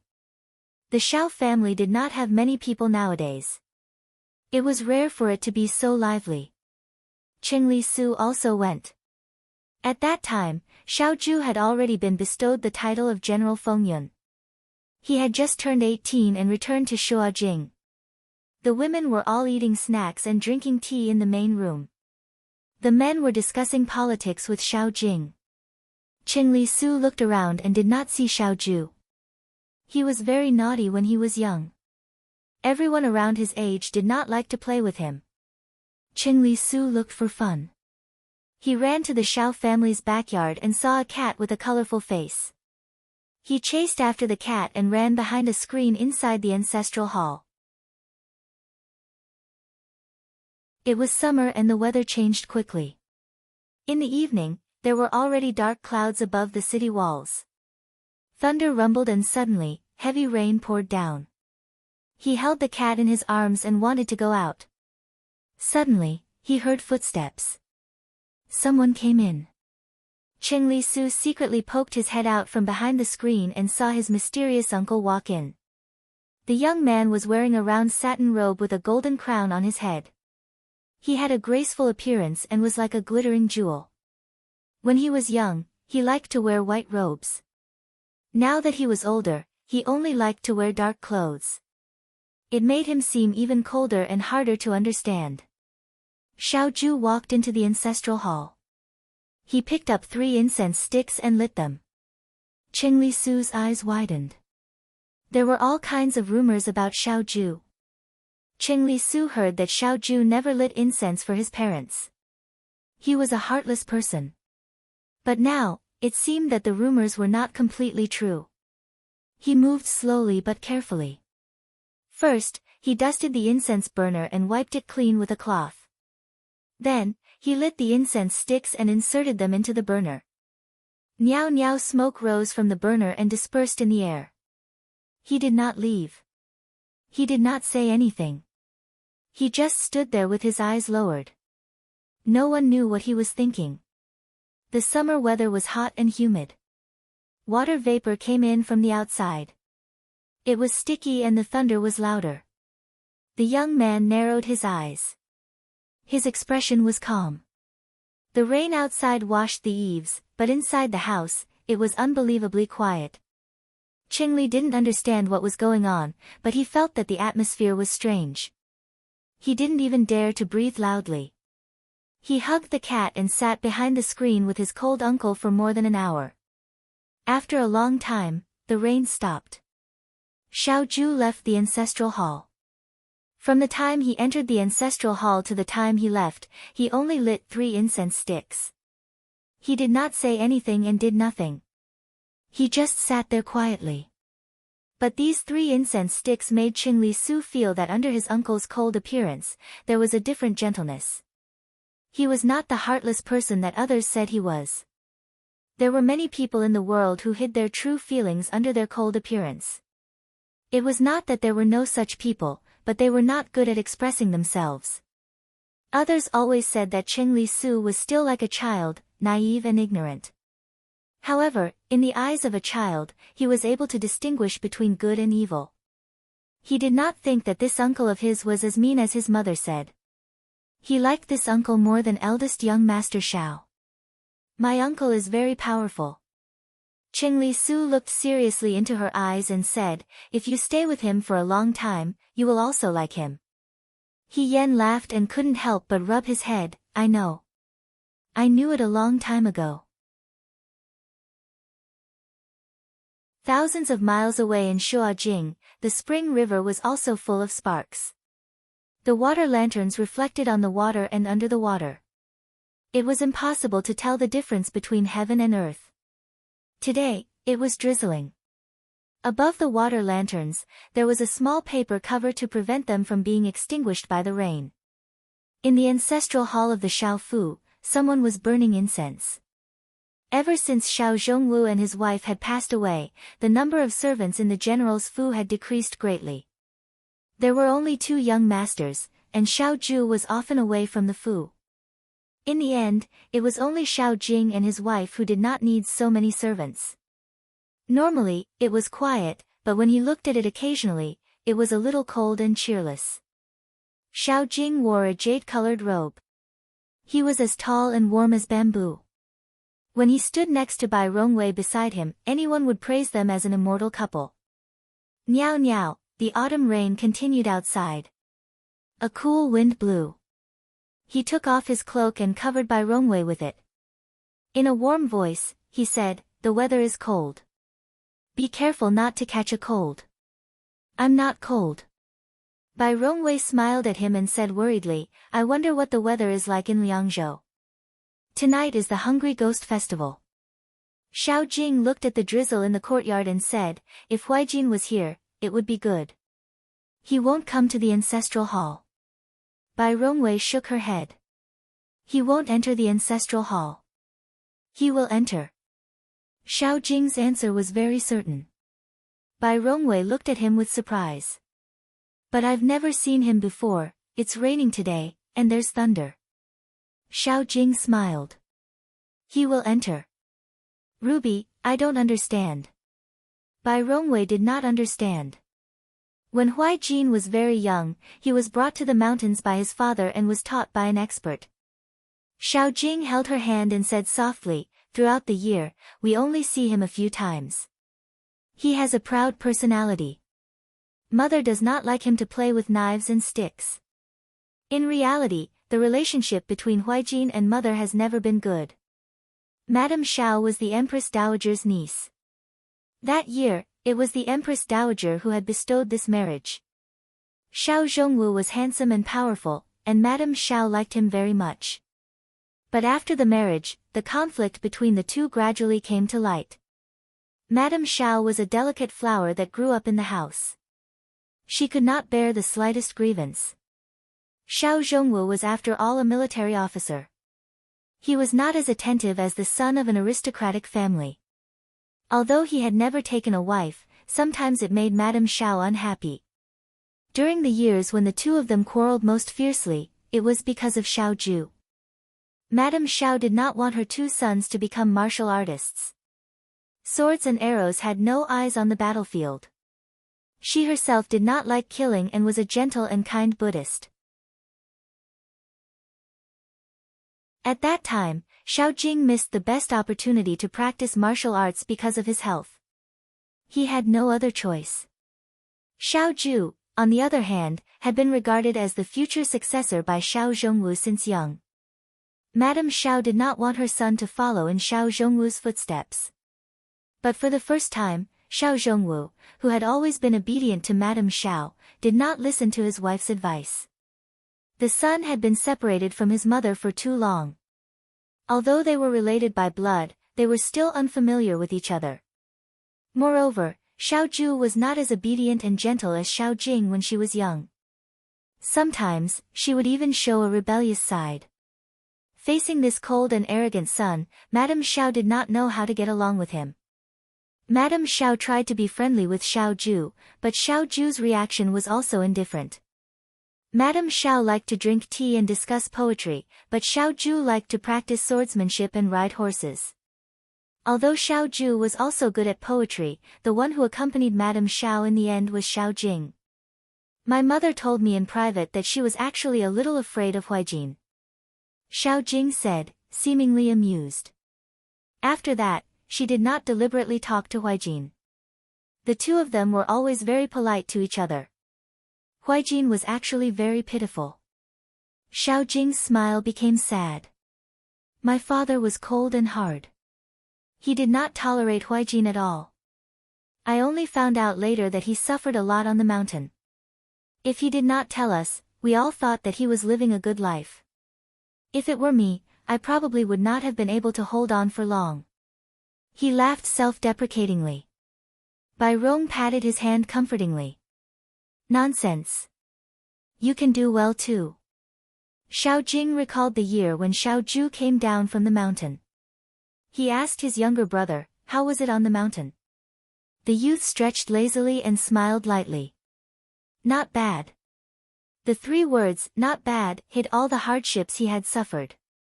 All that was left was a high-spirited second young master Xiao. Others say that a strict father and a loving mother. My father was strict with him, but my mother was not always by his side. When she finally came back, she was overly polite because she was afraid of him. My mother thought that he liked sweets, so she often made osmanthus sweets for him. Huaijin would always eat it clean. Even I was fooled. Later, his close followers said that Huaijin did not eat sweets. Because this was the only way my mother could express her love for him, he ate it. Even if he did not like it, even if no one asked him what he liked to eat. Bai Rong sighed slightly and did not say anything. Although I was his elder brother, I did not seem to have helped him much. Others always said that he was heartless and that he was not as good as me. However, they do not know that the reason why I can be the honorable eldest young master Xiao today is because he bore a lot of burden for me. I know this, and he knows it too. He smiled bitterly. Now, I regret that my father did not let me join the military. If I did not become a civil official, perhaps I would be the one to bear the burden of the Xiao family today. Huaijin does not need to be misunderstood by others. We all know that Huaijin is doing this for you. Bai Rong said softly, father and mother will know too. Xiao Jing looked at the memorial tablet in the ancestral hall. He said, when Huaijin was young, he was not close to mother. He would go out every 2 or 3 days. In fact, he cared about mother. My mother was timid and easily frightened. She was most afraid of thunder. Every time there was thunder, if Huaijin was at home, he would find an excuse to go to mother's room to sit. Every time mother saw Huaijin, she would think about how to get along with Huaijin and forget about the thunder. When the rain stopped, Huaijin would leave. At first, I did not understand. One time, there was thunder and rain. I was outside with him, but he suddenly said that he had something important to do and had to return home. When he returned home, he said that he wanted to eat osmanthus candy. Mother was busy cooking for him. I suddenly understood that Huaijin was just afraid that mother would be frightened by the thunder, so he deliberately found an excuse to come back. Bai Rong heard this and also laughed. She shook her head and said, Huaijin is really, unfortunately, mother did not know Huaijin's feelings for her until she died, Xiao Jing said bitterly. If she had known, perhaps she would not have ended up like this today. Bai Rong Wei held his hand tightly. Mother's spirit in heaven will understand. He accompanied mother when she was alive and after she died. As long as he was at home, whenever there was thunder and rain, he would come to the ancestral hall to accompany mother. Xiao Jing smiled slightly. This is a secret. I did not tell anyone. I think that Huijin also did not want anyone to know. Xiao Ju was too proud. He did these things like the spring rain, silently moistening things. He did not ask for any results. But in the end, if one thought about it seriously, he felt that he was the one who was owed the most. So you said that if he was in Shuajing today, he would also come to the ancestral hall to accompany mother. Bai Rongwei understood. He is that kind of person. Xiao Jing smiled. The smoke in the incense burner floated into the air and slowly dissipated without a trace. The people of the past had become the past. The unspoken care and companionship would no longer have a chance to be explained. Ruby, you have to know, Bai Rongwei pulled Xiao Jing's hand and said gently, Huijin did these things to protect Xiao family. Right now, Huijin is far away in Liangzhou. Prime Minister Su's faction still sees Xiao family as a thorn in their side. You have to be more alert and not let Huijin's efforts go to waste. Xiao Jing stilled slightly and then smiled. He said, of course I know. I know that you care about Huijin. Bai Rongwei's voice softened. But I also care about you. Huijin has taken on many responsibilities, but are you not the same? Prime Minister Su is secretly suppressing Xiao family and finding fault with you. You are careful at every step in court. How can you be relaxed? You don't have to worry. Xiao Jing smiled. The most difficult time has passed. Bai Rong stilled for a moment and then smiled. You are right. The rain did not stop.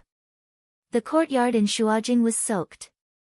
Thousands of li away in Liangzhou, there was someone leaning on the window in a daze. His fine black hair fell on his shoulders, smooth and cold like silk. His expression was indifferent. The sound of a flute came from the distance. Someone was playing a tune from his hometown. As he listened, he softly smiled. This smile contained a bit of self-mockery and loneliness. After a moment, he closed the window and isolated the night outside. The light in the room flickered slowly, reflecting his starry eyes. On the table was a long wooden tray. Scattered rice grains were piled on the tray.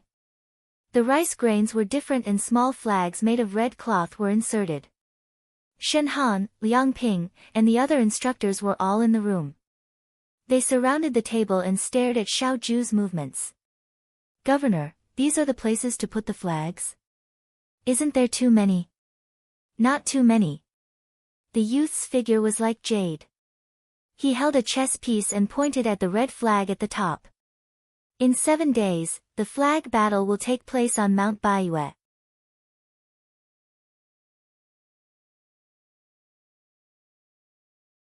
Chapter 80. 7 days was enough time for He Yan's leg to fully recover. Although the injury on his hand was not completely healed, as long as he did not practice with his bow or spear, it would not hinder his daily activities. During these 7 days of waiting, the day of the battle for the flag finally arrived. Liang Ping came to visit He Yan the night before the battle for the flag and asked He Yan how he was doing. He Yan was afraid that he would not be allowed to participate in the battle for the flag, so he hurriedly said, very good, very good, very good. Liang Jiaodo, do you want to exchange a few moves with me?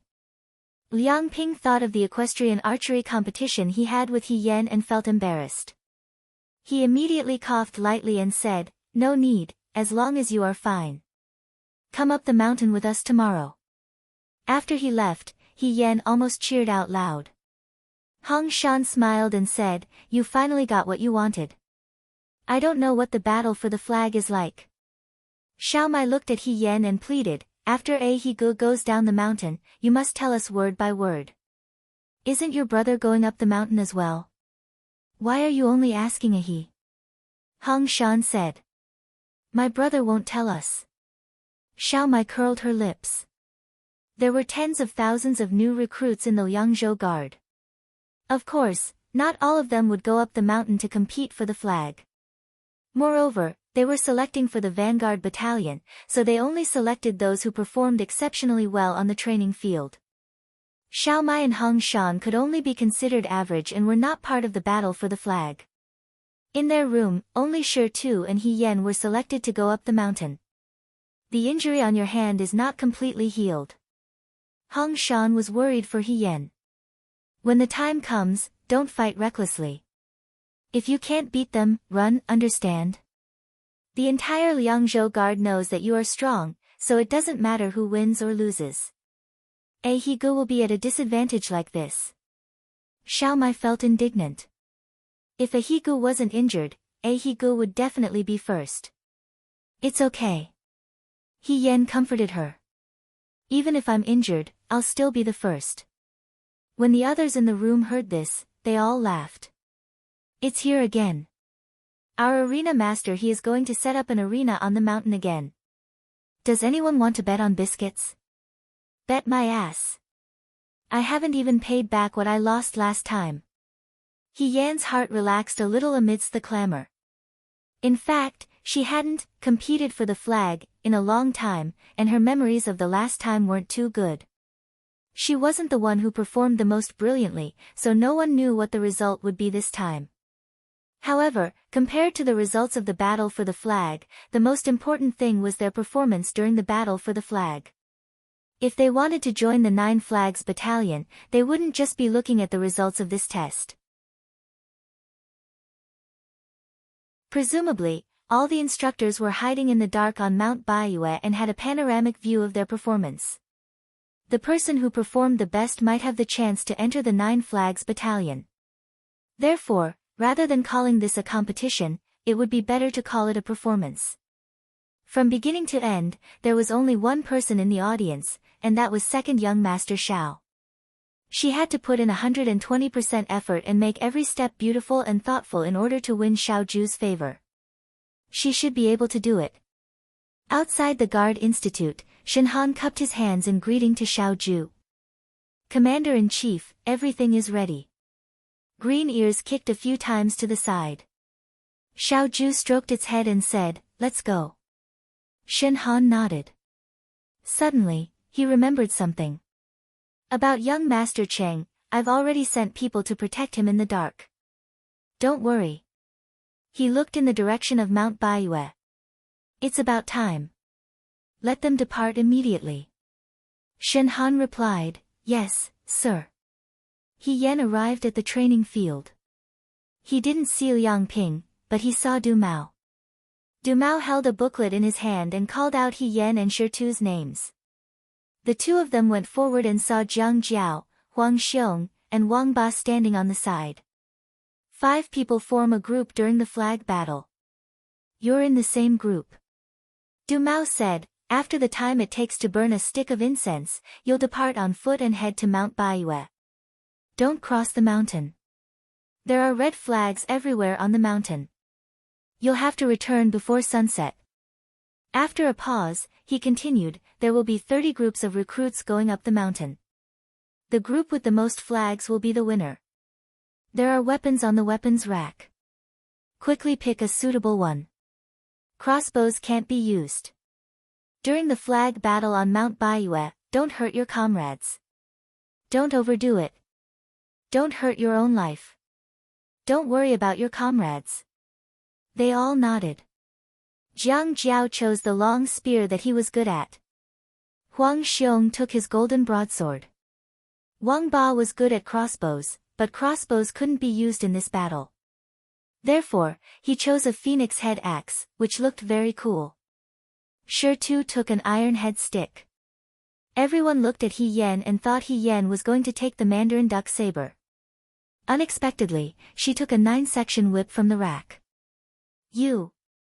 Shi Tu was a bit hesitant.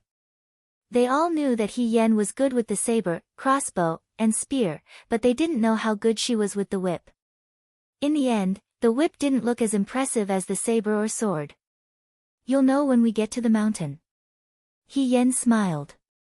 Let's go. They each took their own weapons and rushed towards Mount Baiyue. Du Mao laughed loudly behind them and said, I'll be waiting for your good news here. Go, boys. The birds in the forest were startled and flew in all directions. The people disappeared into the forest in the blink of an eye. Ma Damei and Liang Ping came from afar, each leading a horse. Ma Damei said to Liang Ping, "It's almost time. Let's go." 30 teams and more than 100 new recruits were in Mount Baiyue. They were like fish in the sea, unable to see anything. Just as they stepped into the forest, Wang Ba suddenly said, "Wait." They stopped and looked at him. "What? Someone went up the mountain before us. What if they're lying in ambush in the forest and we step into a trap?" "Don't worry," He Yan said with a smile. "The battle for the flag has just begun. Everyone is busy fighting for the flag. We don't have a single flag in our hands right now. What's the use of ambushing us? I guess everyone is going to the Shannon White Stone." "Why the Shannon White Stone?" Jiang Jiao asked. "Sure, show them the map." He Yan looked at Sure. Sure took out a roll of paper from his bosom and slowly unfolded it. There were several red dots drawn on the paper, but they were only general directions. Every team that fought for the flag was given a map. The location of the flag was indicated on the map, but it was only general directions. The map was drawn very carelessly, and there were no trees or rivers. There were only 4 directions: north, south, east, and west. "Look, there are a total of 20 flags." He Yan pointed at the red dot at the bottom. "The one closest to the foot of the mountain should be the mountainside. When the new recruits enter the mountain, they will naturally search for the nearest flag and try to get it. There's a small stream next to the Shannon White Stone. The surrounding area is wide and there are no trees to cover it. This flag should be the easiest to find.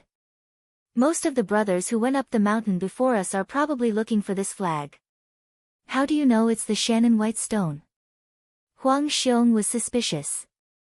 "There's only 1 dot on it." "I'm just guessing, but don't worry. When I was patrolling the mountain, I memorized the path. Even if there's a deviation, I can find it easily." "Weren't you chased by wolves when you were patrolling the mountain?" Wang Ba couldn't help but ask, "You still remember the path?" "Yes, when I was chased by wolves, I also took a look at the path. When I came back, I memorized it again. I'm very familiar with it." He Yan looked at him with a smile. "You have to believe in your boss. There's absolutely no problem." Hearing this, Wang Ba suppressed his anger and turned his head away. He didn't want to look at He Yan anymore. He Yan couldn't help but laugh. It was necessary to memorize the terrain and every path on the battlefield. She had been in the vanguard battalion before, and the most important thing was to understand the enemy's situation and the surrounding environment at the beginning of the battle. "Then what are we waiting for? Let's go straight to the Shannon White Stone to grab the flag." Huang Xiong carried his broadsword on his back. "How do we get there?" He Yan. "This guy doesn't know the way." "We're not going in this direction," He Yan said. "Why not?" Huang Xiong frowned. "Right now, there must be a lot of people fighting for the same flag. If we want to grab it, there are too many opponents. It's not worth it." He Yan shook his head. "Let's not join in the fun. Let's go in this direction." She pointed in the opposite direction on the map. There was also a red dot there. "There's a dense forest here, and the path is very steep. It's easy to get lost." I thought about it. Unless it's someone who remembers the path very well, it's very difficult to find this flag. So it shouldn't be easy for others to take it away. We'll go straight there and take this flag first. There are only 20 flags in total. I think we only need to take more than half of them to win. So at the beginning, we'll look for these hidden flags that won't be noticed by others. It'll save us some energy. After all, when it comes to fighting for a flag, it's not necessarily the strength of the hands, but here." She pointed at her head. Was she praising herself for being smart in a different way? The others were a little speechless. Huang Xiong asked, do you really remember the path? Absolutely. He Yan blinked and said, I won't forget the path. The young man was wearing a red outfit. Although he was thin and weak, his eyes were especially cunning and quick-witted. The sunlight shining through the gaps in the forest shone on his body, making him seem as if his whole body was glowing. Okay. Let's go. Wang Ba was the first to speak. Let's go quickly. If we're late, it'll all be taken by others. What's the point of fighting? Shi Tu and He Yan were in the same group, so naturally, he didn't say anything. Jiang Jiao was young, and he admired He Yan for the previous shooting competition, so he didn't have any objections. The others all agreed. Huang Xiong, who was the oldest, also didn't say anything. Most importantly, he had no sense of direction. If no one led the way, he could wander around in the forest for 3 days and 3 nights. Therefore, the 5 of them unexpectedly regarded He Yan as their leader. The 5 of them walked up the mountain together. Because they didn't ride horses, the mountain path was rugged. At first, everyone was worried that He Yan wouldn't be able to keep up. However, when they saw her light and relaxed expression, they gradually relaxed. They knew that with He Yan's physical strength, it shouldn't be a problem for her to reach the top of the mountain. He Yan, as she said, seemed to have walked the path of Mount Baiyu countless times and memorized all the small paths. She avoided all the main roads that could possibly collide with other groups and only took the smaller paths. The paths were harder to walk on, but the distance was much shorter. Moreover, every thicket that seemed to have no path was pushed aside by her, and she actually walked on another path. You guys should think more about everything. He Yan sighed and said, does the path have to be straight? Can't it be curved? Do people have to walk on the ground? Can't you learn from a gecko and climb up the wall? Rules are dead, but people are alive. If you put in more effort, many things aren't so complicated. Everyone, Huang Xiong said in a muffled voice, I'm 46 this year. He Yan answered while walking, yes.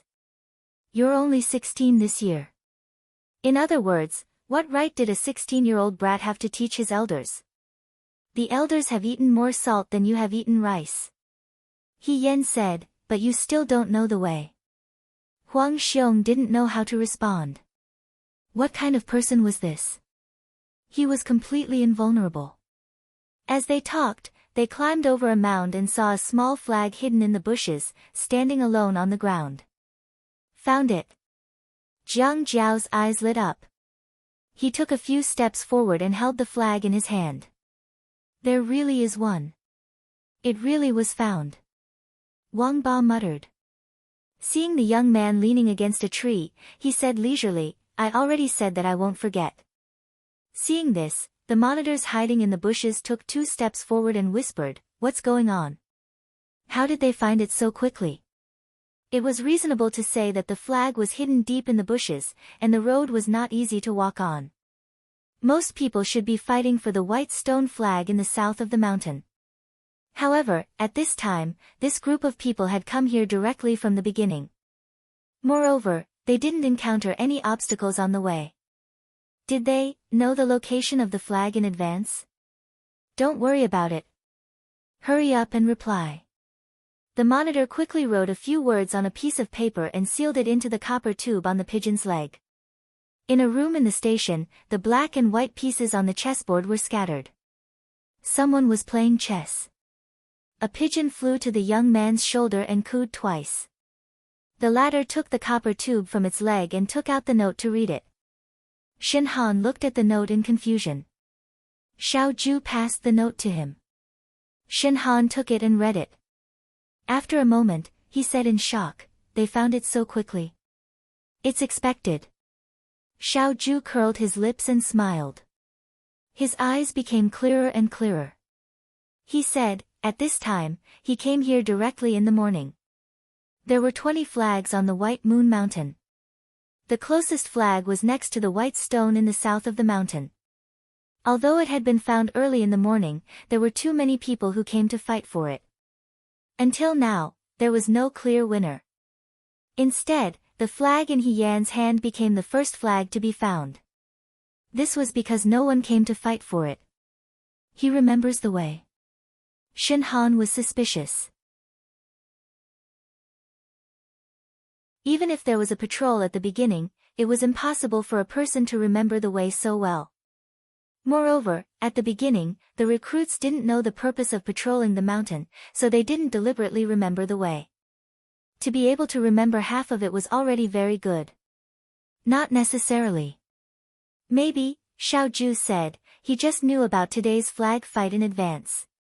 If he knew about it in advance, he would deliberately remember it when he was patrolling the mountain. Or he could think deeper. He Yan had the specific map of the White Moon Mountain from the beginning.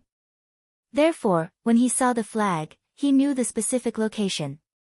Shen Han frowned. If that's the case, he is indeed suspicious. What should we do next? Continue, the young man smiled faintly. He took his time to place a chess piece. It's not over yet. The winner is unknown. We will only know the result at the end. There's no need to rush. After He Yan found the flag, he led the other 4 people to continue walking up the mountain. Her path, on the other hand, seemed to be a bit shorter than the others. Occasionally, there would be recruits from other groups that couldn't be avoided. Before the other party could notice, He Yan had everyone lie down in the grass or behind the bushes, so that they wouldn't meet them head-on. Wang Ba was a little dissatisfied. He was used to being the leader of the mountain bandits. When had he ever been so timid?